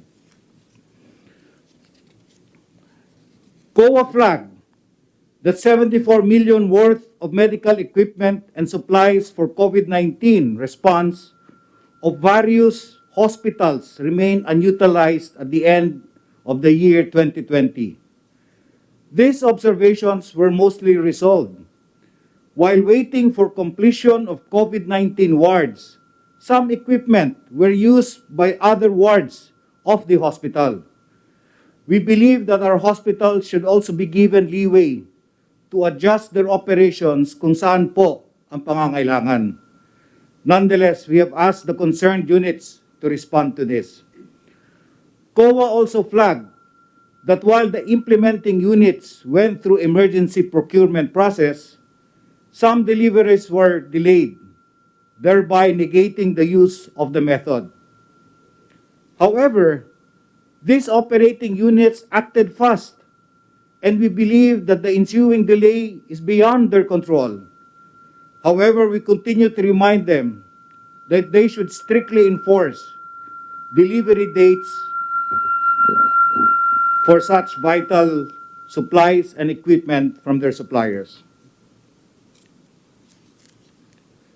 The foregoing COA findings are more of documentary issues. Some are already resolved, while others are ongoing compliance. We are in the Public Health Service emergency situation. Thus, the Department of Health operating units compelled to this sort of action so as not to compromise the lives of the public. Nevertheless, the concerned operating units commit to comply with the COA recommendations on the submission of required supporting documents. That is all, Mr. President, of our COA report. Thank you. Alam mo, meron akong experience. Tuduhin na lang natin itong COA.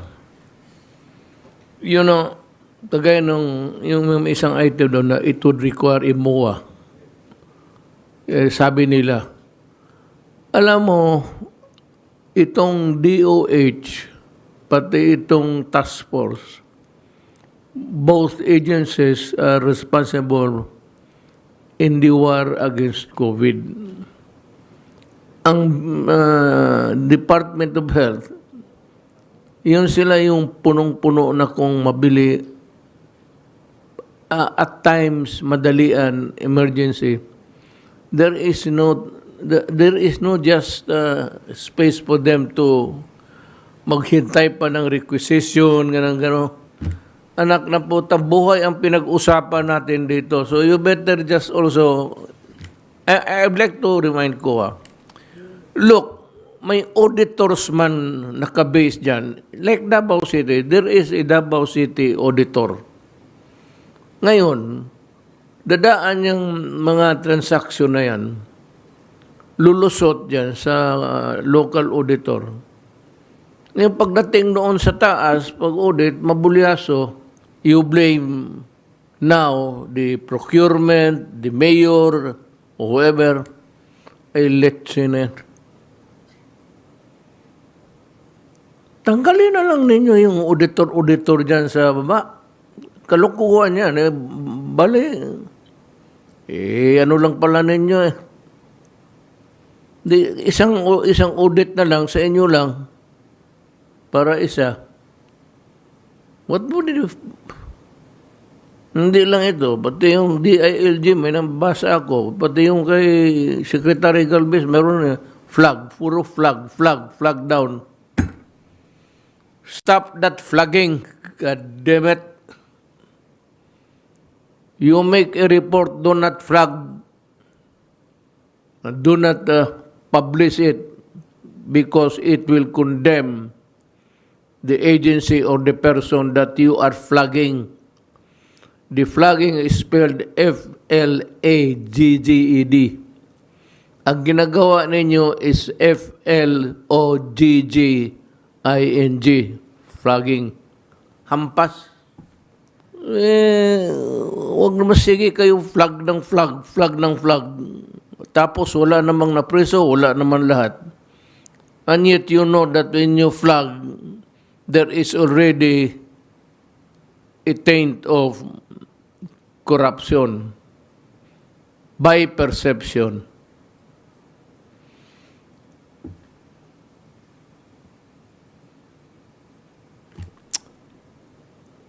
You cannot, this COVID-19 will never be won by the way you are also behaving. Alam ninyo, emergency to. It is a matter of life or death. So you have to understand and give it a little elbow room to move.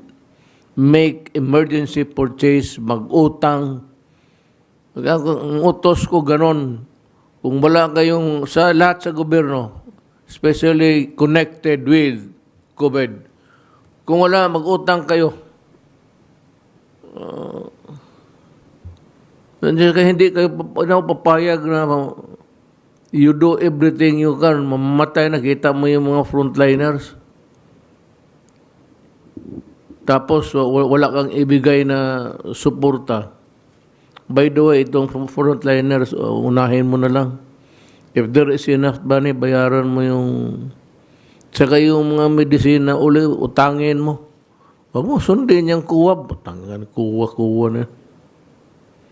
Wala namang mangyari dyan.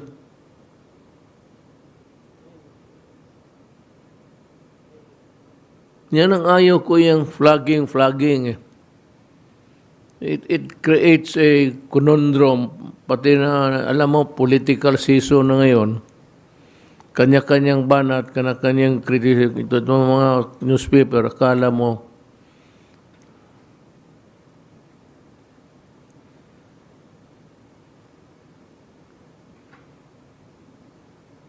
as if they are the epitome of propriety and decency.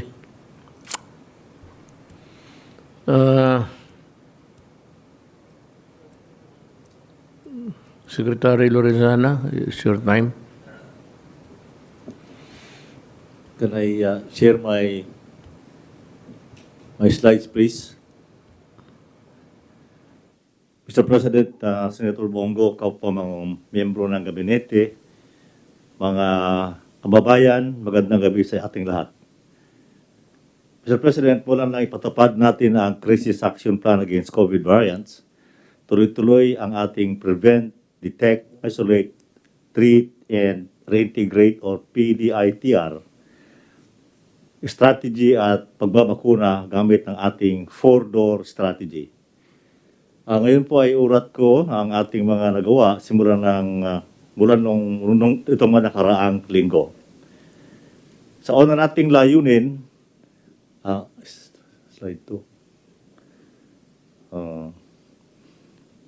Sa ating unang layunin, nalagdagan natin ang suporta sa mga critical areas sa pamamagitan ng pagdagdag ng bed capacity sa mga critical hospitals, pagsubaybay sa emergency room waiting times, paglipat mula sa mga ospital ng mga asymptomatic at mild COVID cases sa mga temporary treatment and monitoring facilities, TTMFs, mega TTMFs at mga hotels.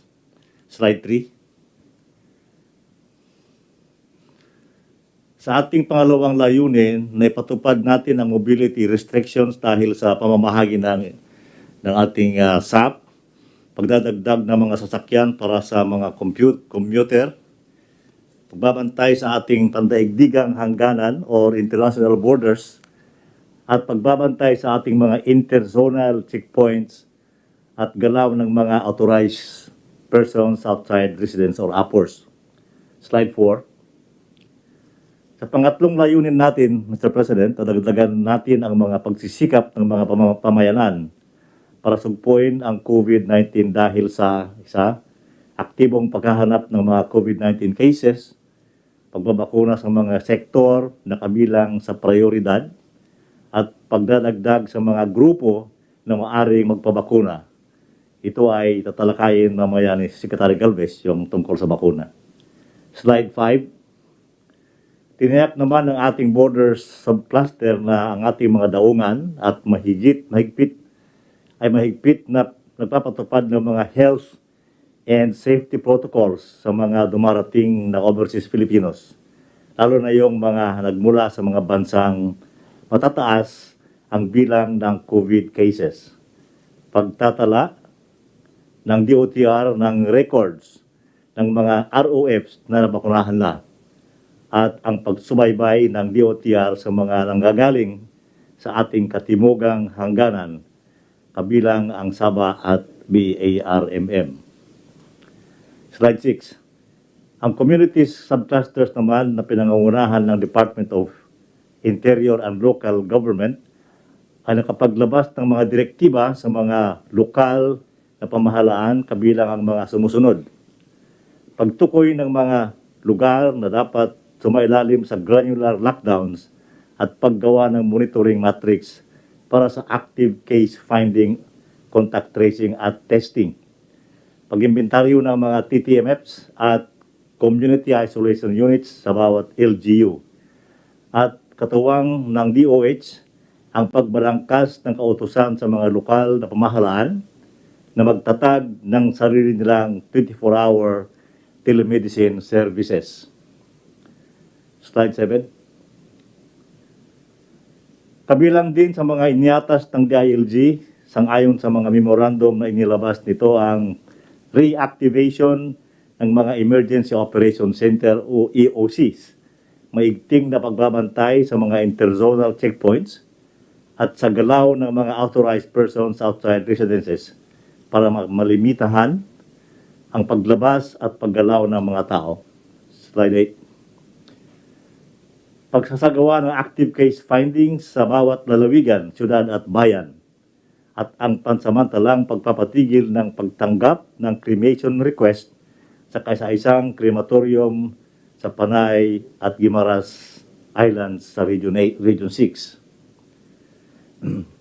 Para naman sa ating community subclusters, nakikipagpulong na ang DILG sa mga gobernador at mayor sa Region 3 at Calabarzon para pag-usapan ang mga isyong kanilang kinakaharap sa pagpapatupad ng COVID response sa kanilang mga nasasakupan.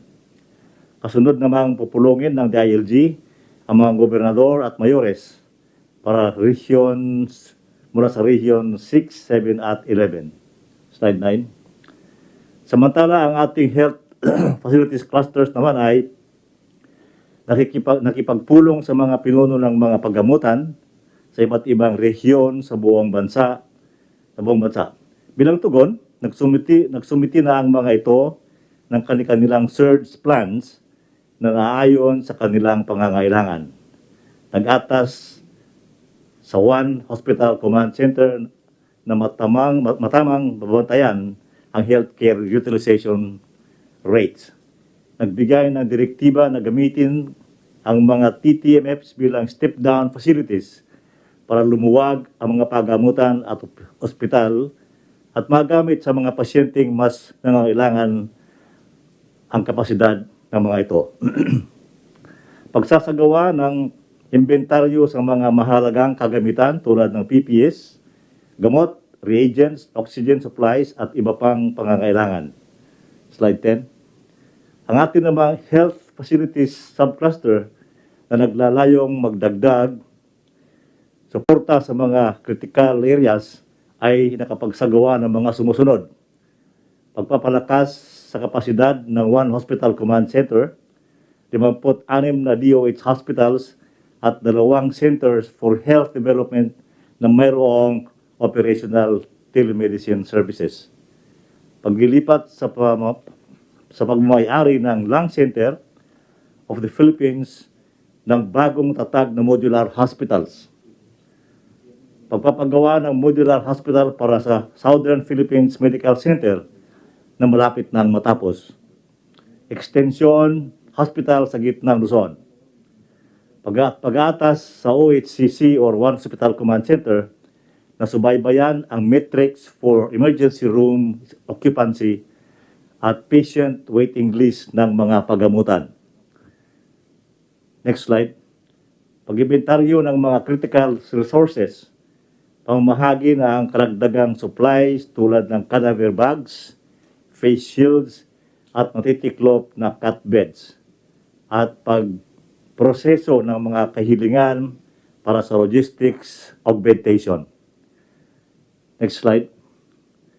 Mr. President, kailangan ng pambansa at mga lokal na pamahalaan, pribadong sektor at lahat ng mamamayan ang pagmamalasakit at pagkakaisa or unity sa patuloy na pagpapatupad ng ating crisis action plan laban sa alinmang COVID variants. Maraming salamat po at muli magandang gabi sa inyong lahat. Thank you. This is just, it's not just, I'm not saying it because you're here. You've been doing a good job, Secretary Lorenzana, and things are going smoothly on your front. I appreciate it. Next is, we have Secretary Galvez.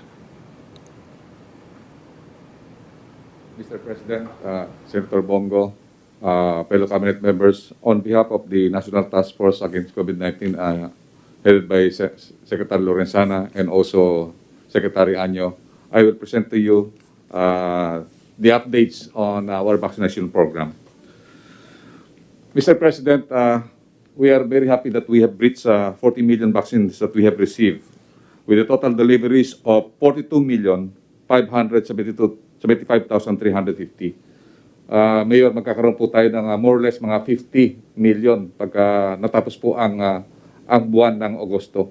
So malaki po yun na mahigit na 50 million na po tayo na vaccine na dumating po sa atin.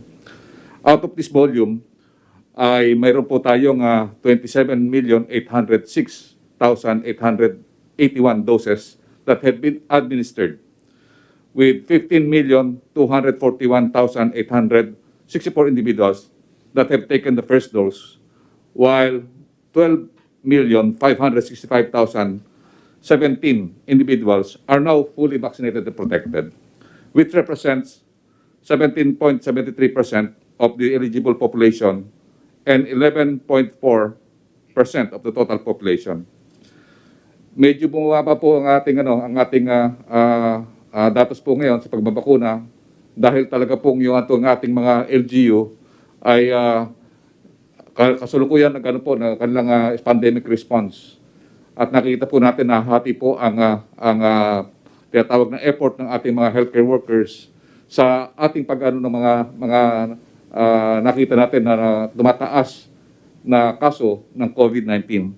Kaya po ang ating administration ay nagkaroon po tayo ng konting dahil because of the stringent quarantine control and lockdowns. And also, many LGUs were redirected for pandemic response at saka po lalo na po sa Metro Manila, nagbibigay rin po sila ng ayuda. So simultaneous po yon, pandemic response, vaccination at pagbibigay po ng ayuda at saka po pag-ano po ng mga tinatawag nating mga stringent border control. For the month of August, we administered 7,326,831 doses. Ito po ay nag-upscale po tayo sa ating record sa July. For 15 days, we have already accomplished halfway ng ating target. Ang target po natin, Mr. President, is 15 million for this month. And we are very confident na yung 15 million po na ito, makakaya po natin dahil kasi darating po ang malaki-laking volume sa this week. Next slide, please. For the past 2 weeks, meron po tayong tinanggap na more than 8.7 million.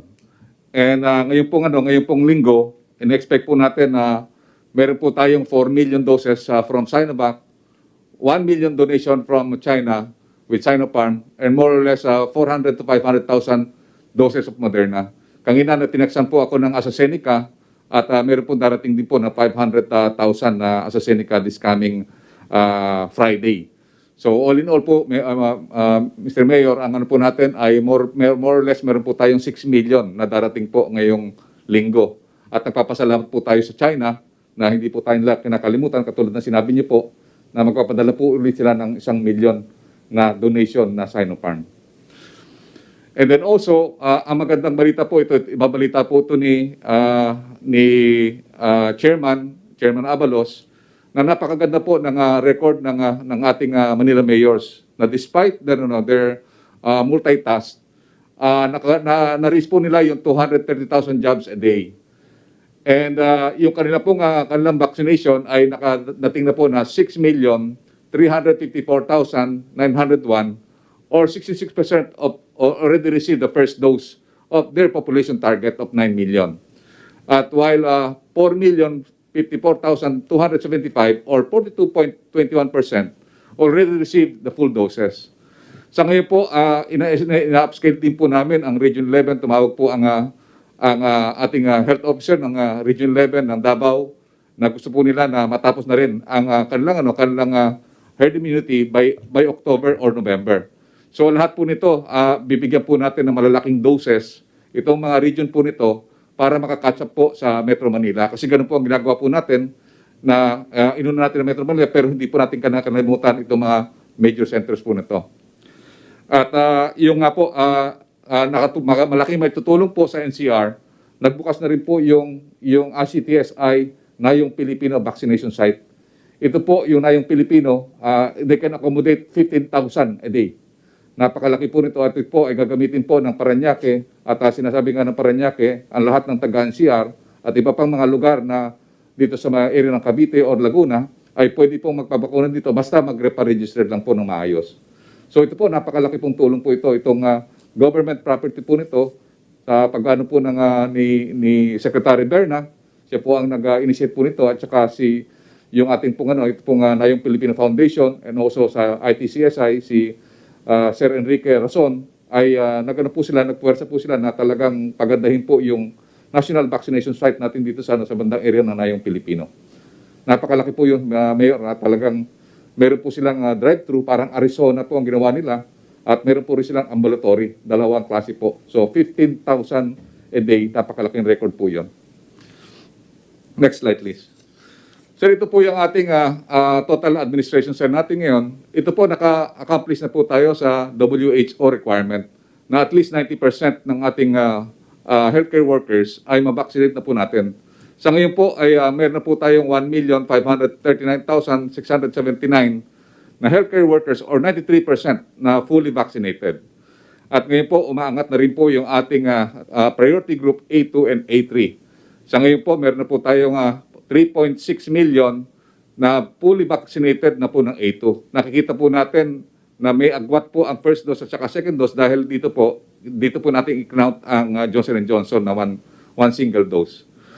And then dito rin po sa A3, dito rin po na mas mataas po ang fully vaccinated dahil dito rin po natin kinount yung Johnson & Johnson.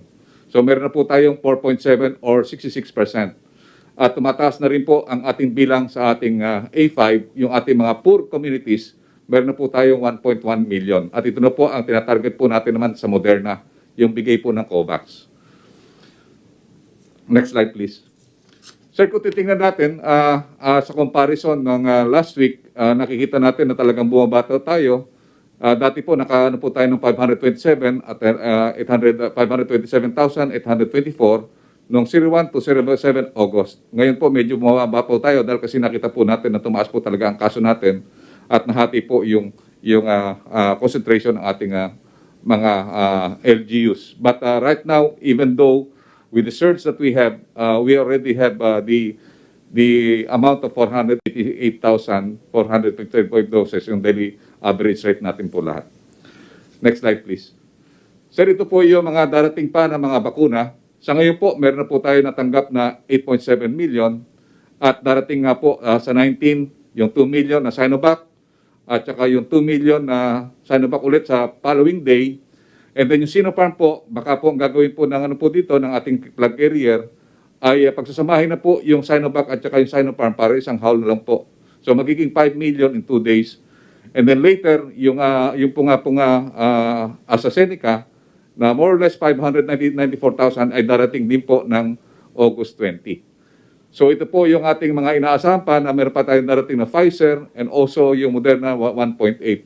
Ito nga po ang nilalakad natin po sa American Embassy dahil meron po tayong 65 million na nabili po sa Pfizer, sa Johnson & Johnson at saka po sa Moderna. Kinausap ko nga sila po kahapon at sinabi ko nga po, humingi po kami ng tulong na kung pwede pong ma-advance delivery po yung mga produkto po nito. Dahil kasi kung may advance po yan, malaki pong tulong po sa atin para ma-accelerate po ang ating bakunahan. So Mr. President, ilan po ang aking report at maraming salamat po. Salamat. May isang ano lang ako sa iyo, Secretary Galvez. There are reports of, not really validated, but reports about vaccines being sold somewhere o ano. True or not, I would like to ask you to kindly see to it that nobody holds or would possess vaccines na para sa gobyerno yung atin. Yung supply natin, whether donated or ating binili, should not be in the hands, not even one vial of it in private hands. Kaya kindly see to it na na hindi magamit ng iba. Yes, sir. We will answer. We will do, sir. And we will ask the PNP, sir, and the ILG, and also the AEP po, sir. You can always coordinate that. Nandito naman tayo lahat. Yes, sir. And also, we requested the NBI and FDA for investigation. Actually, sir, meron tayo na, nahuli na, sir, yung NBI dati. And I think maging malaking po yun, sir. Malaking parang deterrent po nila. So ongoing, sir, yung natin, mga surveillance, sir, natin with NBI and also with the AEP and the PNP. And also, we also asked the FDA to really continue surveillance. We will comply po, sir, Mr. President.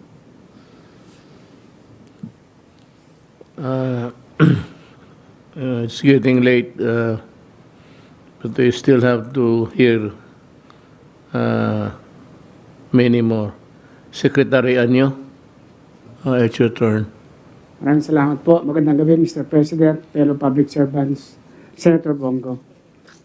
Yung sinabi niyo po, makakaasa po kayo na pagtutulungan namin na walang masasayang na bakuna at walang mga gagawa ng anumang kalokohan dito katulad ng pagiging fixer at saka yung mga tao na nagbebenta ng bakuna. Meron na po tayong napaila ng kaso sa mga yan. Ang una ko pong ulat na gagawin, Mr. President, ay ito pong pagbibigay ng ayuda. Mula po sa inyong unang inapprove na 10.894 billion para sa NCR, ay nagkaroon po ng supplemental budget na inyo pa rin inapprove na 368 million. Kaya ang total na po ay 11.256 billion para po sa National Capital Region.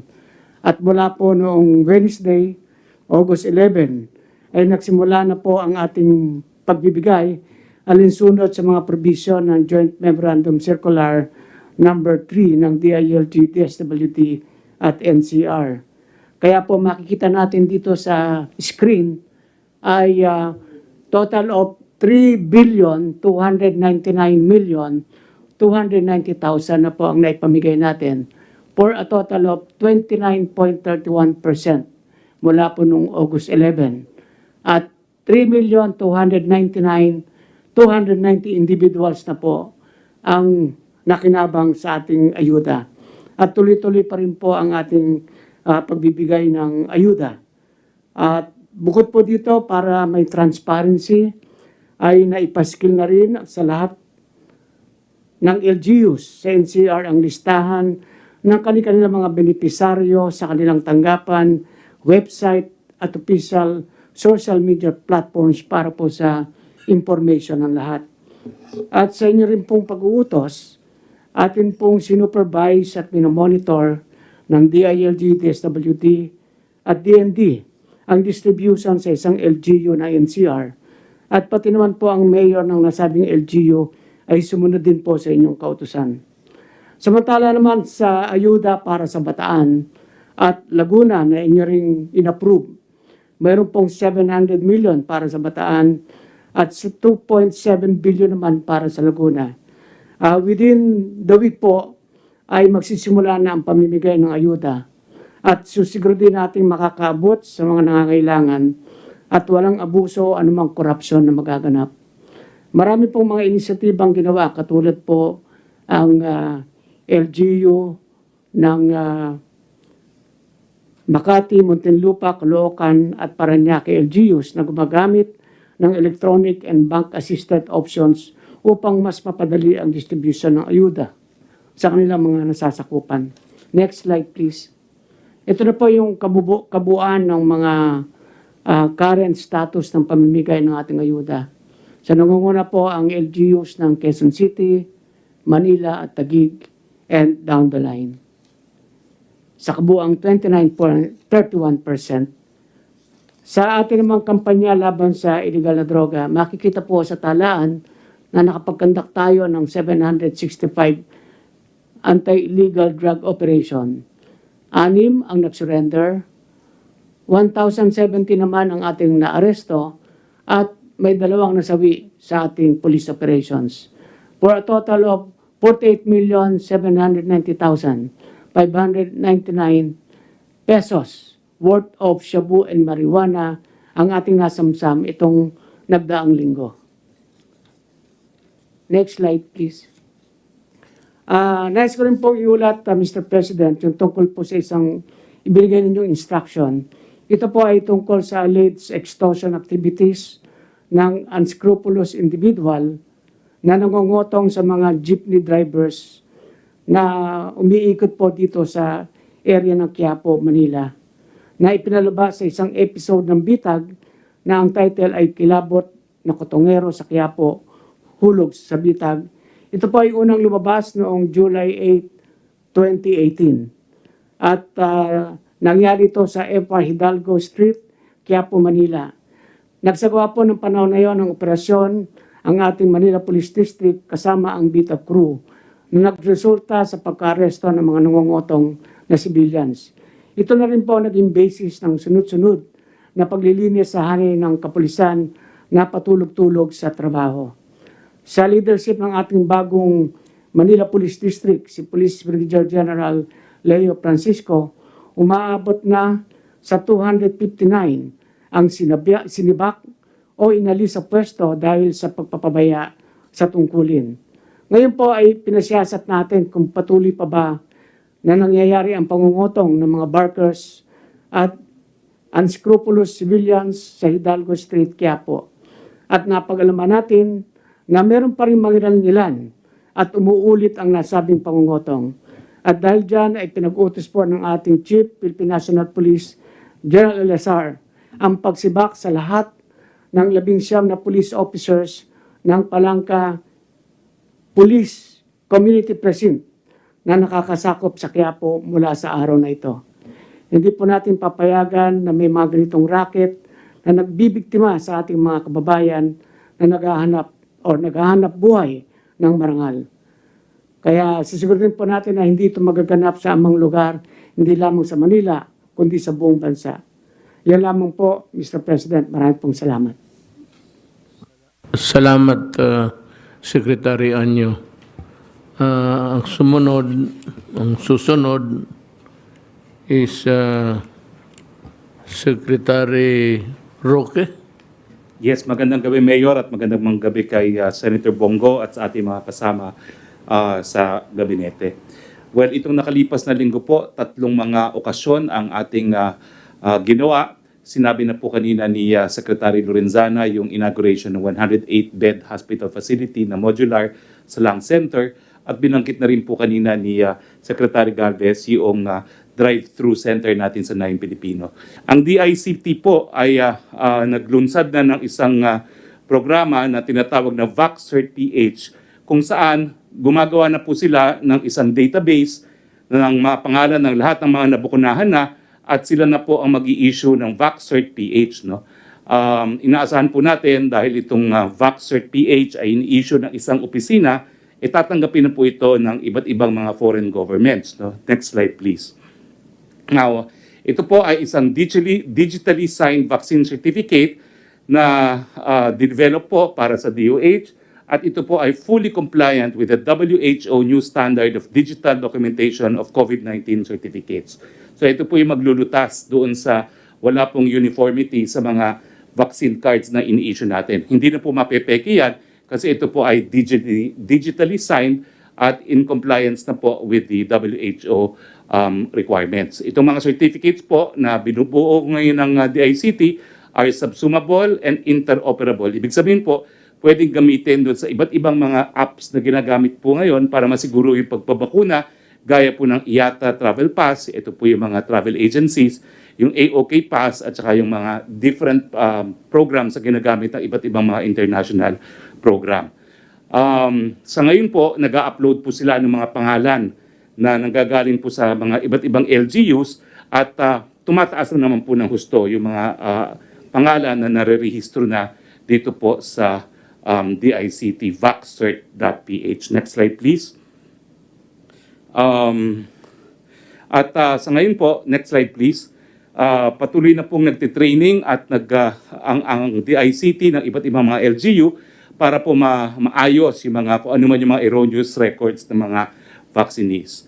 At magpo-provide po ang DICT ng contact center para po magbigay ng support dun sa mga kinangangailangan ng mga certificate request. Tinitrain na rin po natin ang mga LGUs para po dun sa mga hindi masyado techy, kumbaga, kung paano po kukuha at kung paano magagamit itong mga VAC certificates nito. Next slide please. So sa ngayon po, habang wala pa naman po tayo nitong VaccCert.ph, lahat naman po ng WHO member countries ay tumatanggap po ng yellow cards. Ito po yung existing standard na ini-issue po ngayon ng Bureau of Quarantine. No? Pero pinamamadali rin po ng WHO na lahat po ng member countries ay mabilisan nga yung pag-develop ng digital vaccine certificates at gaya na aking nasabi po ay ginagawa naman po natin ito ngayon no, sa pamamagitan ng DICT. Now, ang last slide ko po ay nagpapakita kung ano po yung mga line list submission na tinatawag dito po sa VaccCert.ph. Meron na po tayong 77% of line list submitted as of August 15, 2021. So, ibig sabihin po, marami-rami na yung na-upload natin sa ating VaccCert.ph. Meron lang po tayong 13.6 na merong mga issues as far as the data are concerned. No? Yung susunod po natin gagawin is yung strict data control sa line list template and uploader, yung weekly monitoring ng data quality store, yung citizen-initiated correction para po sa mga vaccine certificate. No? At tinitingnan, nagko-conduct din po sila ng mga test no, sa ilang mga LGUs para ma-simulate po talaga yung generation ng mga vaccine certificate. At saka, so far po, dun sa test na ginawa, 74% naman po ng total beta participants, wala naman po silang nakitang problema doon sa mga records na naka-input.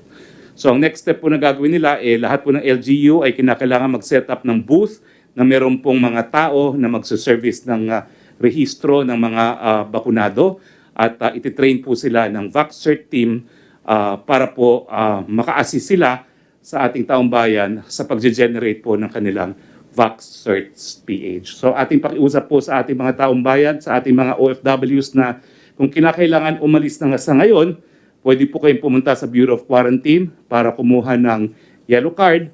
Pero sa lalong mabilis na panahon po, inaasahan natin siguro no later than September po, mag-i-issue na tayo ng VaccCert.ph. Yun lang po, Mayor, and good evening. Salamat, Secretary Roque. Now, we have a resource person here now with us, and he can, before we descend into a rigmarole about the conflicting claims of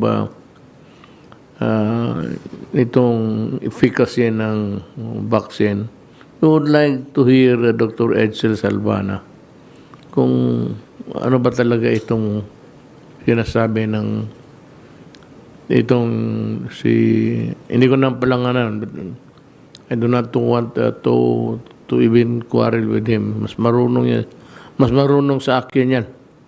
Doktor yan. So, I think there's two schools of thought. And one is is the one being adopted by the government as its program for COVID-19. Dr. Salvana, can you kindly give us a reading of what ano ba talaga, what's up here? Go ahead. Yes. Yes, thank you, Mr. President. I can actually also give you an overview of the efficacy of the vaccines against the Delta variant and the Lambda variant, if you prefer po, Mr. President, if I can share my slides po.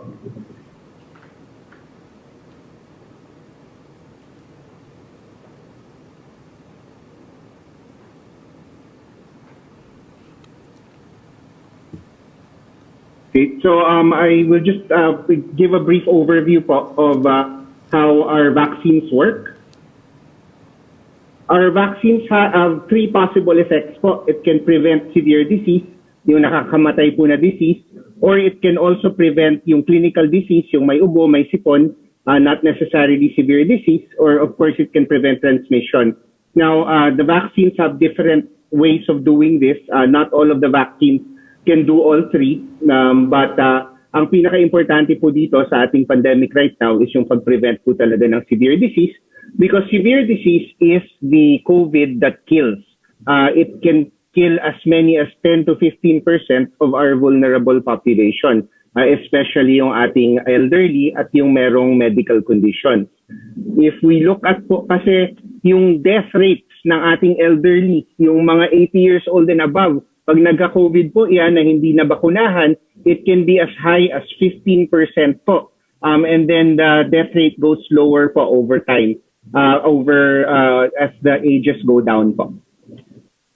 And then also yung ating mga taong may cardiovascular disease, may diabetes, mas mataas po talaga yung death rate nila kung magka-COVID po sila.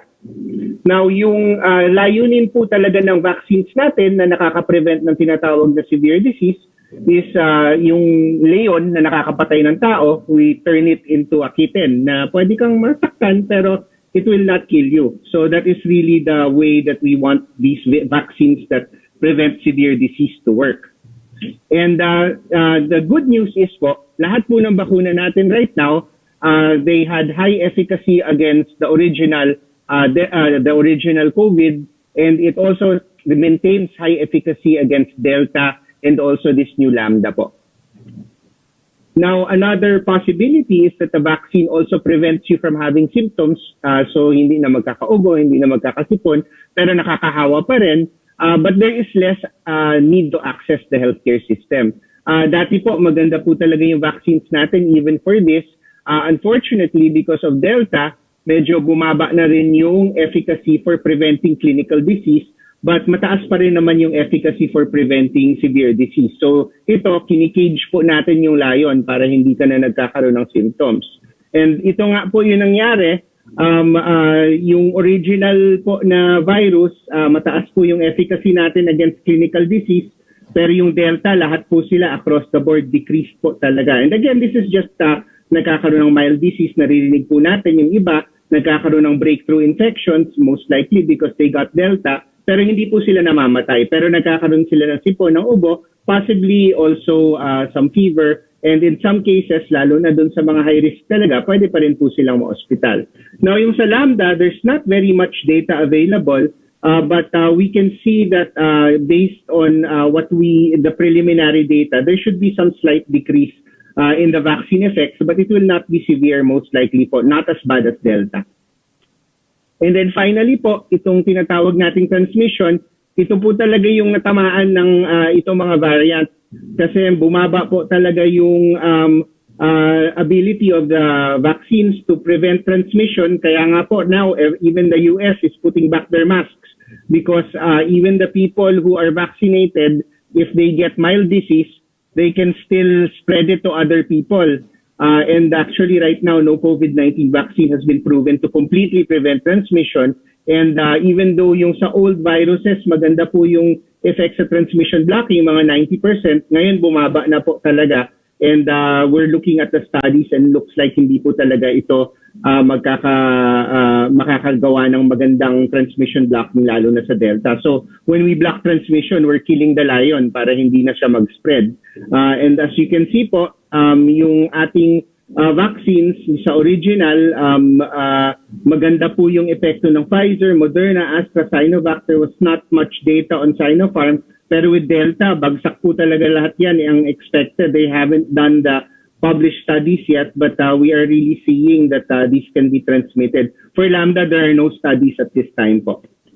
And so, ang nakita po natin sa UK, even though meron po silang pagtaas ng cases, mostly from Delta, yung number of admissions that they would have had without the vaccines is much lower now. Because of the vaccination, even though mas marami yung tinatawag na breakthrough infections, mas konti po talaga, almost 90% less yung kanilang na-hospital, because even though the vaccines aren't working for transmission or for clinical disease, they continue to work well in preventing severe disease that needs hospitalization. And also we can see rin naman po in the world, kahit sa if you compare two countries, yung UK tsaka yung Namibia, yung UK has 52.6% vaccinated. Dati pa ito, back in July 15. Nakita nyo po, even though yung blue line umakyat, yung number na namatay, flat po talaga. Compare it to Namibia, na nung tumaas yung cases nila, tumaas rin yung deaths nila. And this is really proof that our vaccines continue to protect against severe disease, even if it's Delta or foreseeably in the future kung Lambda. Our vaccines will continue to protect us from dying, and hopefully it will let us keep our economy open, kasi yung mga hospital, imbes na 3% of all the cases, magiging 0.3% na lang po. So in yung bagong strategy po, because of Delta, all vaccines that we have right now prevent 90% or more of severe COVID-19 death and death from COVID-19, regardless of the variant po. And vaccinating widely will decrease our severe cases by over 90%. The healthcare system can manage and the economy can remain open. There are new vaccines being developed, but in the meantime, what we have, if we mix it with our PDITR, our mask, our face shield, and our vaccines, we can beat Delta po, Mr. President. Thank you very much. Thank you, Dr. Salvana, for the education of everybody about the conundrum of people about vaccines. Now we go to the Director General of the FDA, Torre Domingo. Magandang gabi po, Mr. President, Mayor. Magandang gabi po kay Senator Bong. Nice tsaka sa mga members po ng cabinet. Magbigay lang po ako, sir, ng konting update doon sa mga safety ng atin pong mga bakuna. At ito po yung slide. Kasi nga po may nagsasabi, no, katulad nila Dr. Quijano, na mas unsafe pa daw ang bakuna kaysa sa COVID. Hindi po totoo yun. Kung tayo po hahayaan na lang natin magka-COVID lahat ng Pilipino, milyon-milyon po ang mamamatay. Kaya po tayo nagbabakuna dahil nakikita po natin na the benefit is greater than the risk of the COVID vaccine. Can I have our slides, please? In fact po, sir, sa Pilipinas, hindi pa tayo, next slide, hindi po tayo gumamit ng bakuna na hindi pa po nagamit sa kung saang parte, sa ibang parte ng mundo. Ang pong ating mga bakuna, pag binigyan po ng EUA, ibig sabihin po yan, nasa phase 3 trial na. No? Ang phase 3 trial po, doon tinusubukan na po sa tao kasi sa phase 1 pa lang po kung toxic na ang gamot o bakuna, hindi na po lulusot yan kung ito ay malaking masamang epekto.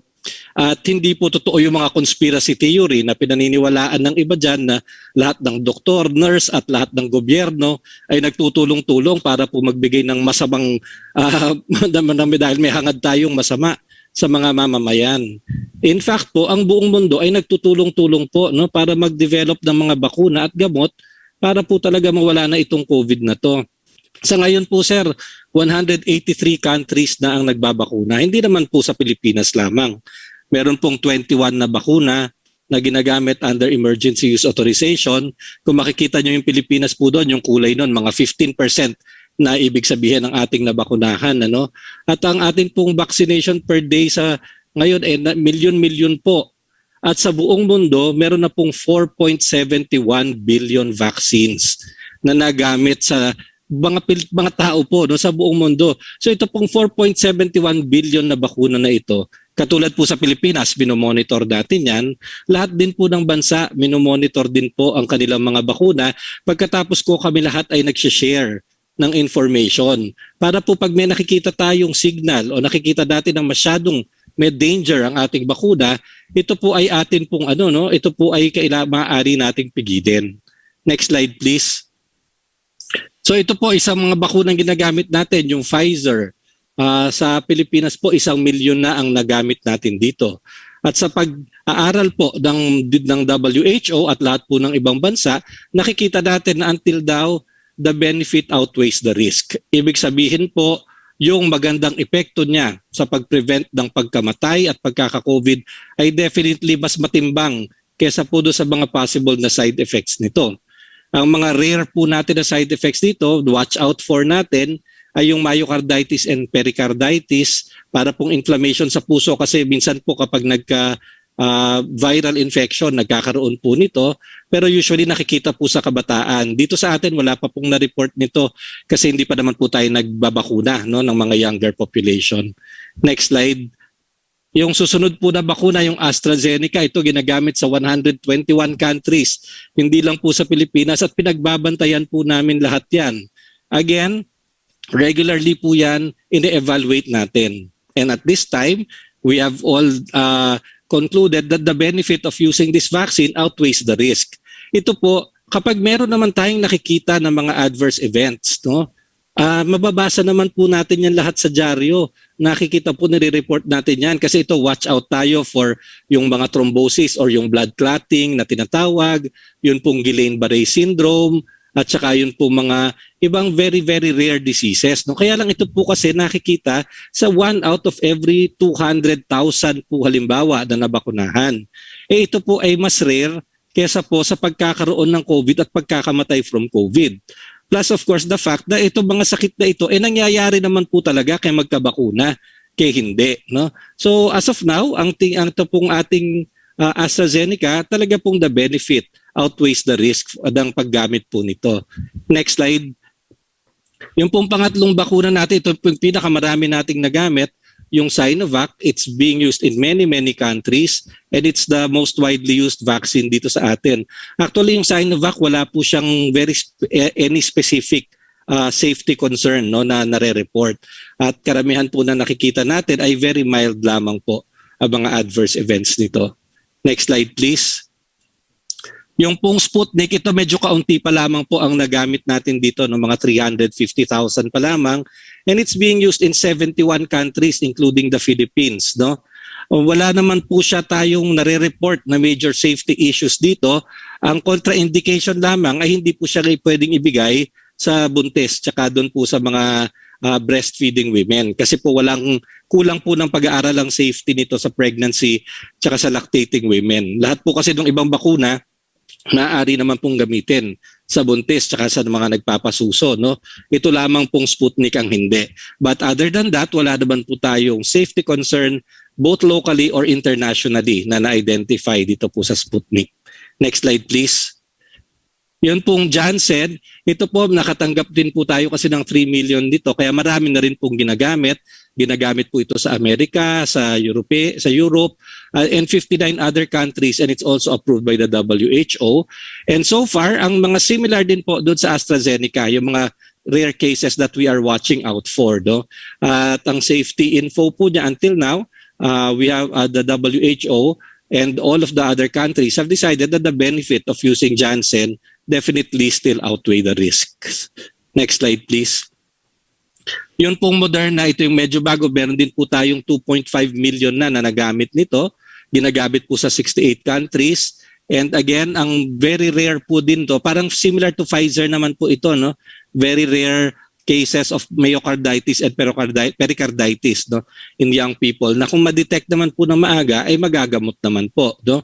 At nakikita rin natin na ang definitely with an efficacy rate of 94% ay talaga pong the benefit of using this vaccine outweighs the risk.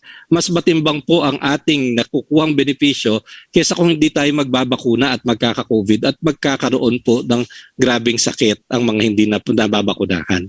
Next slide please. Ito pong uli yung Sinopharm. May natanggap po tayong 100,000 po nito na doses galing po sa UAE. Doon po ang pangalan niya Hayat Vax, but it's exactly the same vaccine. And again, ito po like Sinovac, there are no specific safety concerns.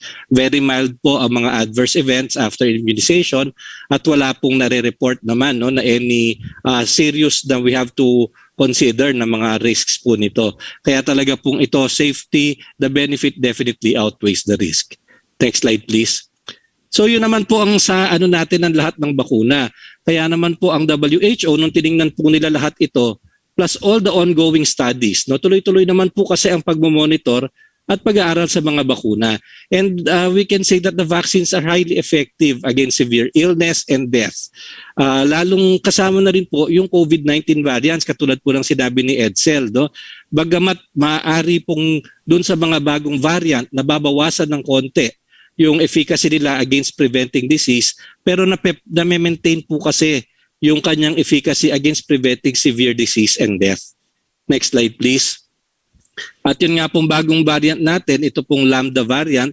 Actually, hindi naman po siya bago nung 2020 pa po ito nakita sa Peru, pero hindi pa po kasi siya sumasabog ng katulad po ng Delta or dumadami. Kaya po as of now, designated lang po siya ng WHO as a variant of interest. Kasi nagiging variant of concern lamang siya kung makikita talaga na yung transmissibility niya ay napakalakas at pwede po siya talagang mag-cause ng mga surge, katulad po na nakikita natin halimbawa sa Delta, or kung meron po makikita na ang clinical course ng mga pasyenteng nagkakaroon ng variant na to ay mas grabe o mas severe or mas mas nakamamatay siya o mas nakakadami siya ng mas severe illness kaysa sa mga existing variant. So hanggang hindi naman po nakikita yon, ang label po niya as of now is a variant of interest. And I agree with with Edsel, the early reports po tend to show that mukhang magkakaroon nga po siya ng decreased efficacy yung mga vaccines in preventing yung mga symptomatic illness, yung pagkakaroon po ng sakit na mayroong mararamdaman. Pero ang tingin naman po natin, preliminary data naman po natin, would show na mare-retain pa rin po yung protection against severe COVID-19 and death with the vaccines that we are using now. Kaya naman po talagang hanggang ngayon, ang pakiusap pa rin po natin sa kababayan natin, pag po ready na at meron na pong bakuna na tinawag na kayo, magpabakuna po kayo. Pangalawa, kumpletohin nyo po yung dose because yung incidence po ng pagkakaroon ng COVID drastically goes down once you complete the doses, lalong-lalo na po pag fully vaccinated na kayo. So in between your first dose and your time you're fully vaccinated, wag po rin kakalimutan lalo na yung ating minimum health standards dahil importante po yun at talagang makakatulong po sa ating lahat. Yan lamang po, sir. Salamat, Dr. Domingo. We go now to Chairman Abalos. Magandang gabi po, Mr. President, Secretary Senator Bongo, sa lahat po ng mga Secretary of the Cabinet. Magandang gabi po. Bibilisan ko lang po, maski 5 minutes lang, Mr. President. Gusto ko lang po ipakita yung nangyayari on the ground. May I have the slides, please? Take your time. May I have the slide, please?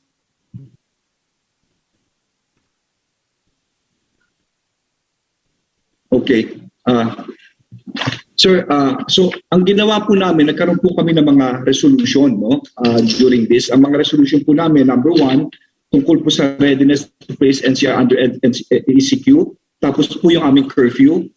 At pagkatapos pinagbawal po namin para mas tumibay po rito yung tinatawag na outdoor exercise, para talaga mas maigting po atong ating ECQ. And lately, nagpasa po ang Metro Manila mayors kasi po, Mr. President, yung iba hindi pa nakakadalawang shots, may nagbo-booster shots, So ito po nagkaroon kami na pag-uusap ng mga mayors na magkakaroon ng uniform ordinance para ma-penalize ang mga taong gumagawa nito dahil may mga loloko nagpapanggap na wala pa silang shots at kumukuha agad ng booster shots. So nagpasa po kami na ganito. At gusto ko lang po ipakita kung paano po ka-orderly ang ayuda sa baba. These pictures were taken just this morning and yesterday. Next, please. Next slide, please. Next. Next. Next. Next. Okay. Ito po sa Pateros. Next, please. Next. Next. Next. So makikita nyo po, walang super spreader event, napaka very orderly. Next, Nabotas. Next, Pateros. Next, Malabon, Caloocan. Next, Quezon City. Next, Pasay. So more or less, in-update po namin, tama sa Secretary Anyo, kulang-kulang halos 40% na, nung in-update namin, hindi po 33 ang napaano. Next. Tapos sa PDITR po, ang contact tracing po namin ay next is 1:10. No? 1:10, ang target is 1:15. As per Director Balboa naman po, yung sa testing, there are currently 4,165 tests conducted for the past 6 weeks. No? And there is a continuous increase po. Ngayon po ay talagang tinataasan po namin. Kaya po maraming na-record ng mga bagong kaso dahil sa dami ng mga pinapatest po natin lately. Ngayon po, gusto ko po ipakita itong mga isolation facilities. Ito po yung mga walang mga symptoms sa mga ano po ito, sa mga LGUs. No? So, ang occupancy rate po nito ngayon ay 51.49%.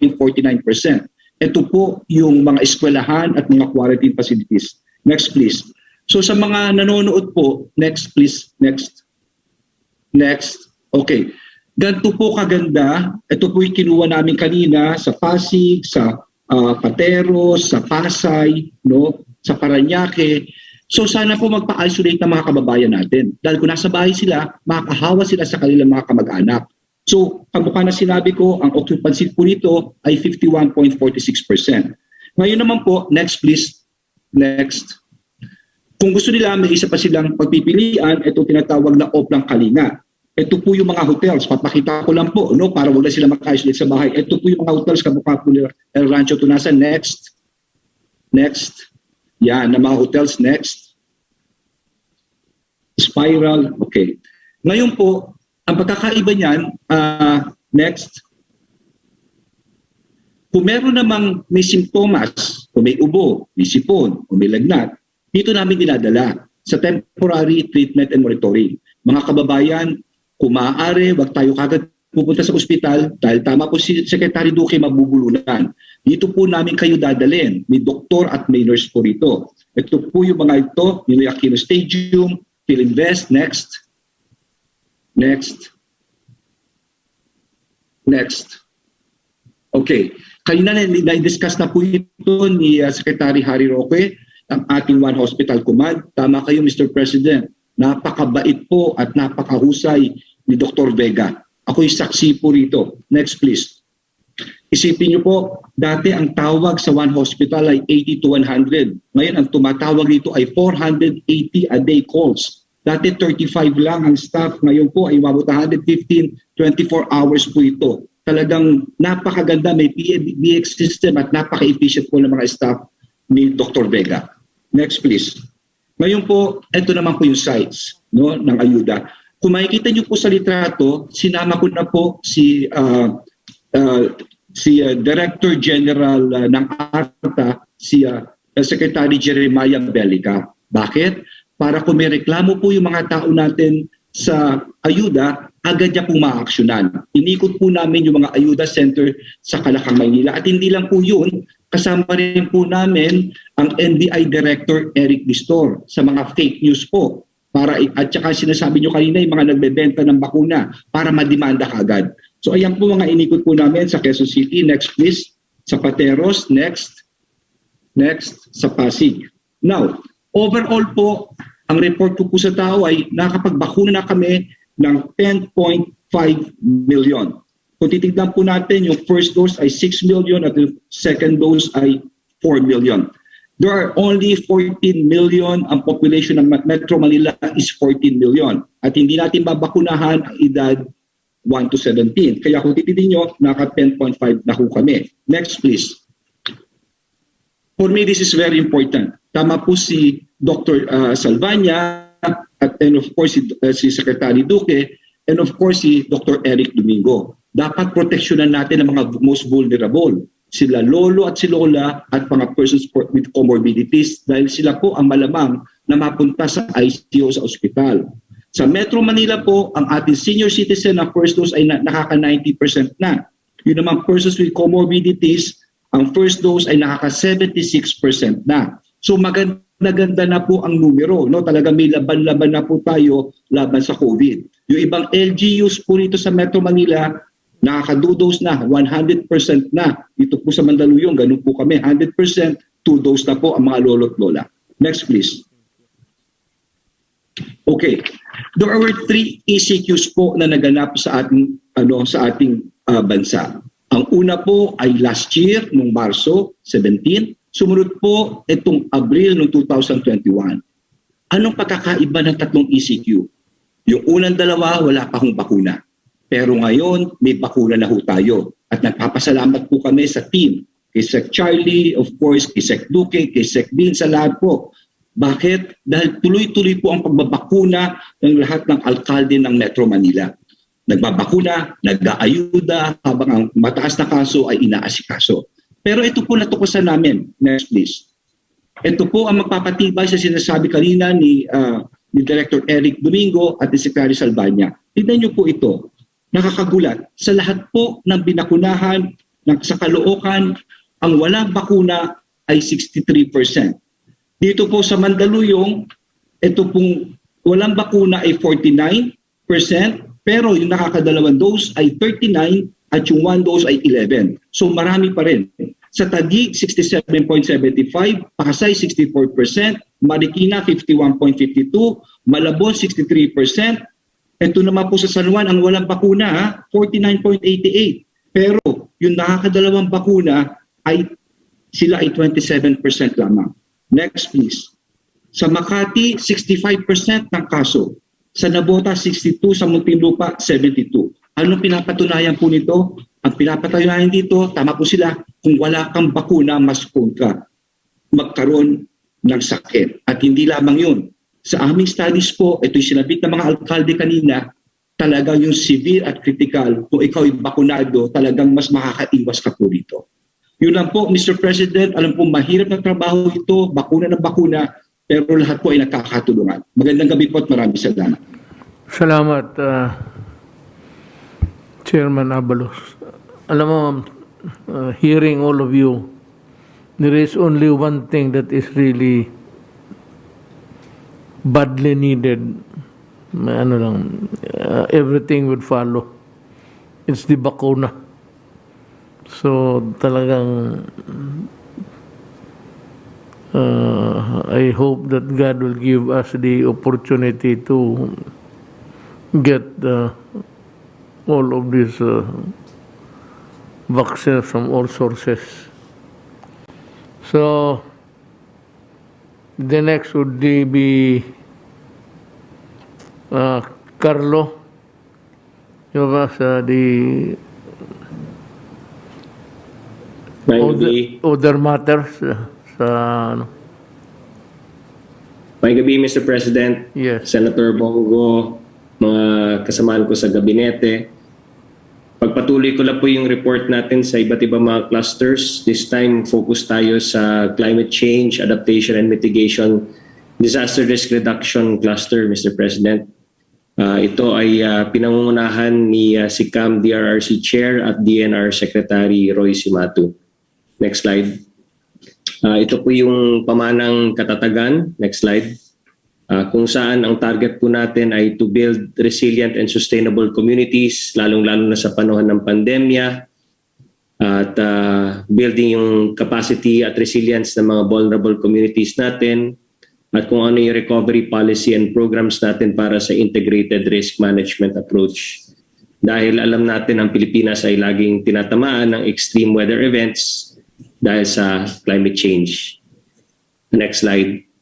Sa accomplishments natin sa malasakit at maagap na pagtugon, meron po tayong naibahagi, Mr. President, na 423.5 million pesos worth of relief assistance to 9,550,298 poor beneficiaries, lalong-lalo na sa hazard-prone areas nationwide na affected ng typhoons at earthquakes. 115.5 million pesos in assistance para sa emergency housing for 14,806 beneficiaries sa Region 4A, Mimaropa, CAR Region, Region 1, 2, 3 at NCR. 4 billion pesos worth of insurance ang naibahagi din po natin and loans.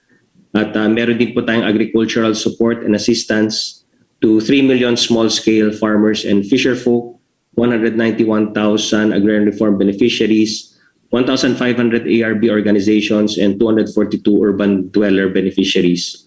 Gamit yung People's Survival Fund, 310 million worth of projects ay naipahagi po natin sa Lanuza, Surigao del Sur, sa Siargao, Surigao del Norte, Camotes Island, Cebu, Herona, Tarlac, Sarangani, at Kitcharao, Agusan del Norte. And for climate resiliency productivity, 373 ARBOs ang na-assist natin. 369 farm machineries and equipment are provided at 69 solar-powered irrigation systems established. Sa Cagayan River restoration naman po, 318,310 cubic meters na po ang na-dredge natin. That's 92.45% sa magapit na rows as of July 12, 2021. Naglagay din po ng 31,141 bamboo and suitable tree species covering 93.24 hectares in Cagayan, Isabela, Nueva Vizcaya, and Quirino, planted sa various riverbanks for stabilization.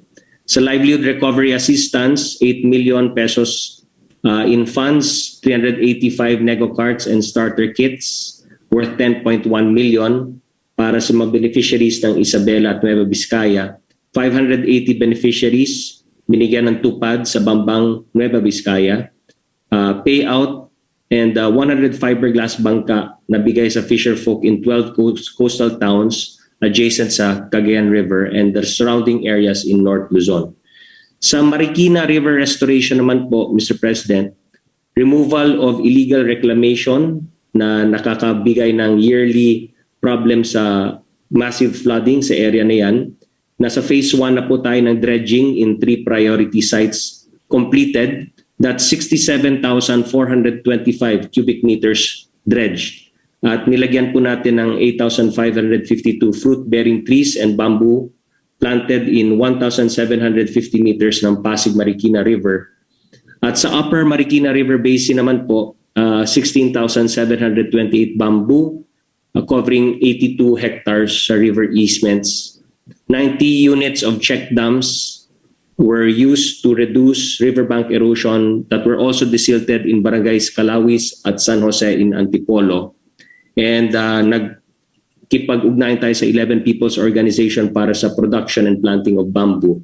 And then sa river ng Bicol River Restoration naman po, 27,891 cubic meters were dredged from 10 priority sites sa Bicol River, Kamaligan, Kamsur, as of July 12, 2021. Nagplant ng 206,860 bamboo culms covering 582 hectares for riverbank stabilization sa Albay, Cam Norte, Camsur, and Catanduanes. And for forest protection, that's 168 forest protection officers from the said areas were hired.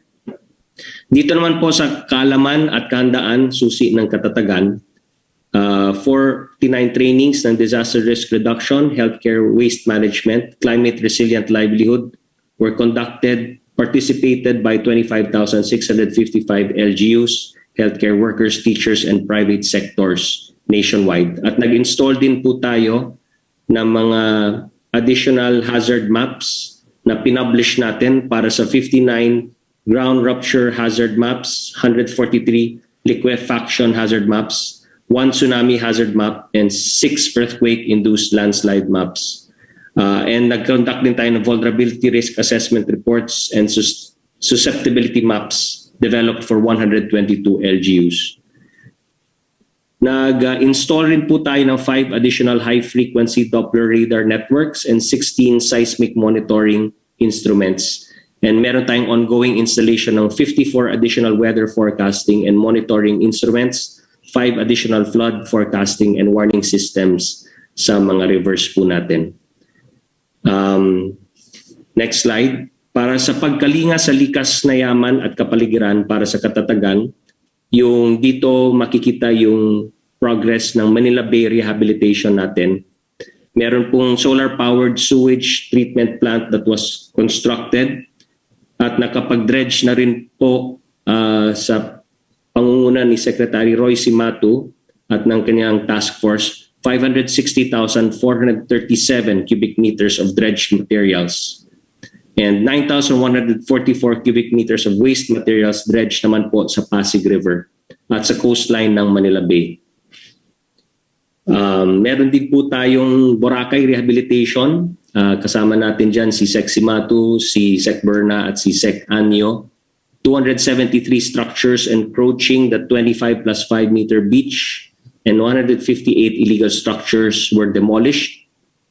Doon naman sa forest land at wetlands. 1,002 establishments complied with the 12-meter road easement. 48 establishments and households connected to sewer lines, 88 sewage treatment plants installed, and 5 wetlands adopted for rehabilitation. At sa Boracay Circumferential Road, decongestion ng 8.75 kilometers of paved and widened road at nagbigay din po tayo ng livelihood and jobs within the island. Affecting yung mga affected workers, 22,740 affected workers na nabigyan din po ng trabaho. Plus namahagi rin po tayo ng tulong sa mga affected farmers and fisherfolk. Of course, alam natin yung problema ng climate change, yung flooding. So maraming mga flood mitigation measures ang na-implement under your administration, Mr. President. At kasama na rin po dyan yung 9 billion Pasig Marikina River Channel Improvement Project Phase 3, which will decrease flood inundation in that area by 18% and reduce flood damages by 14.3%, by 14.3 billion.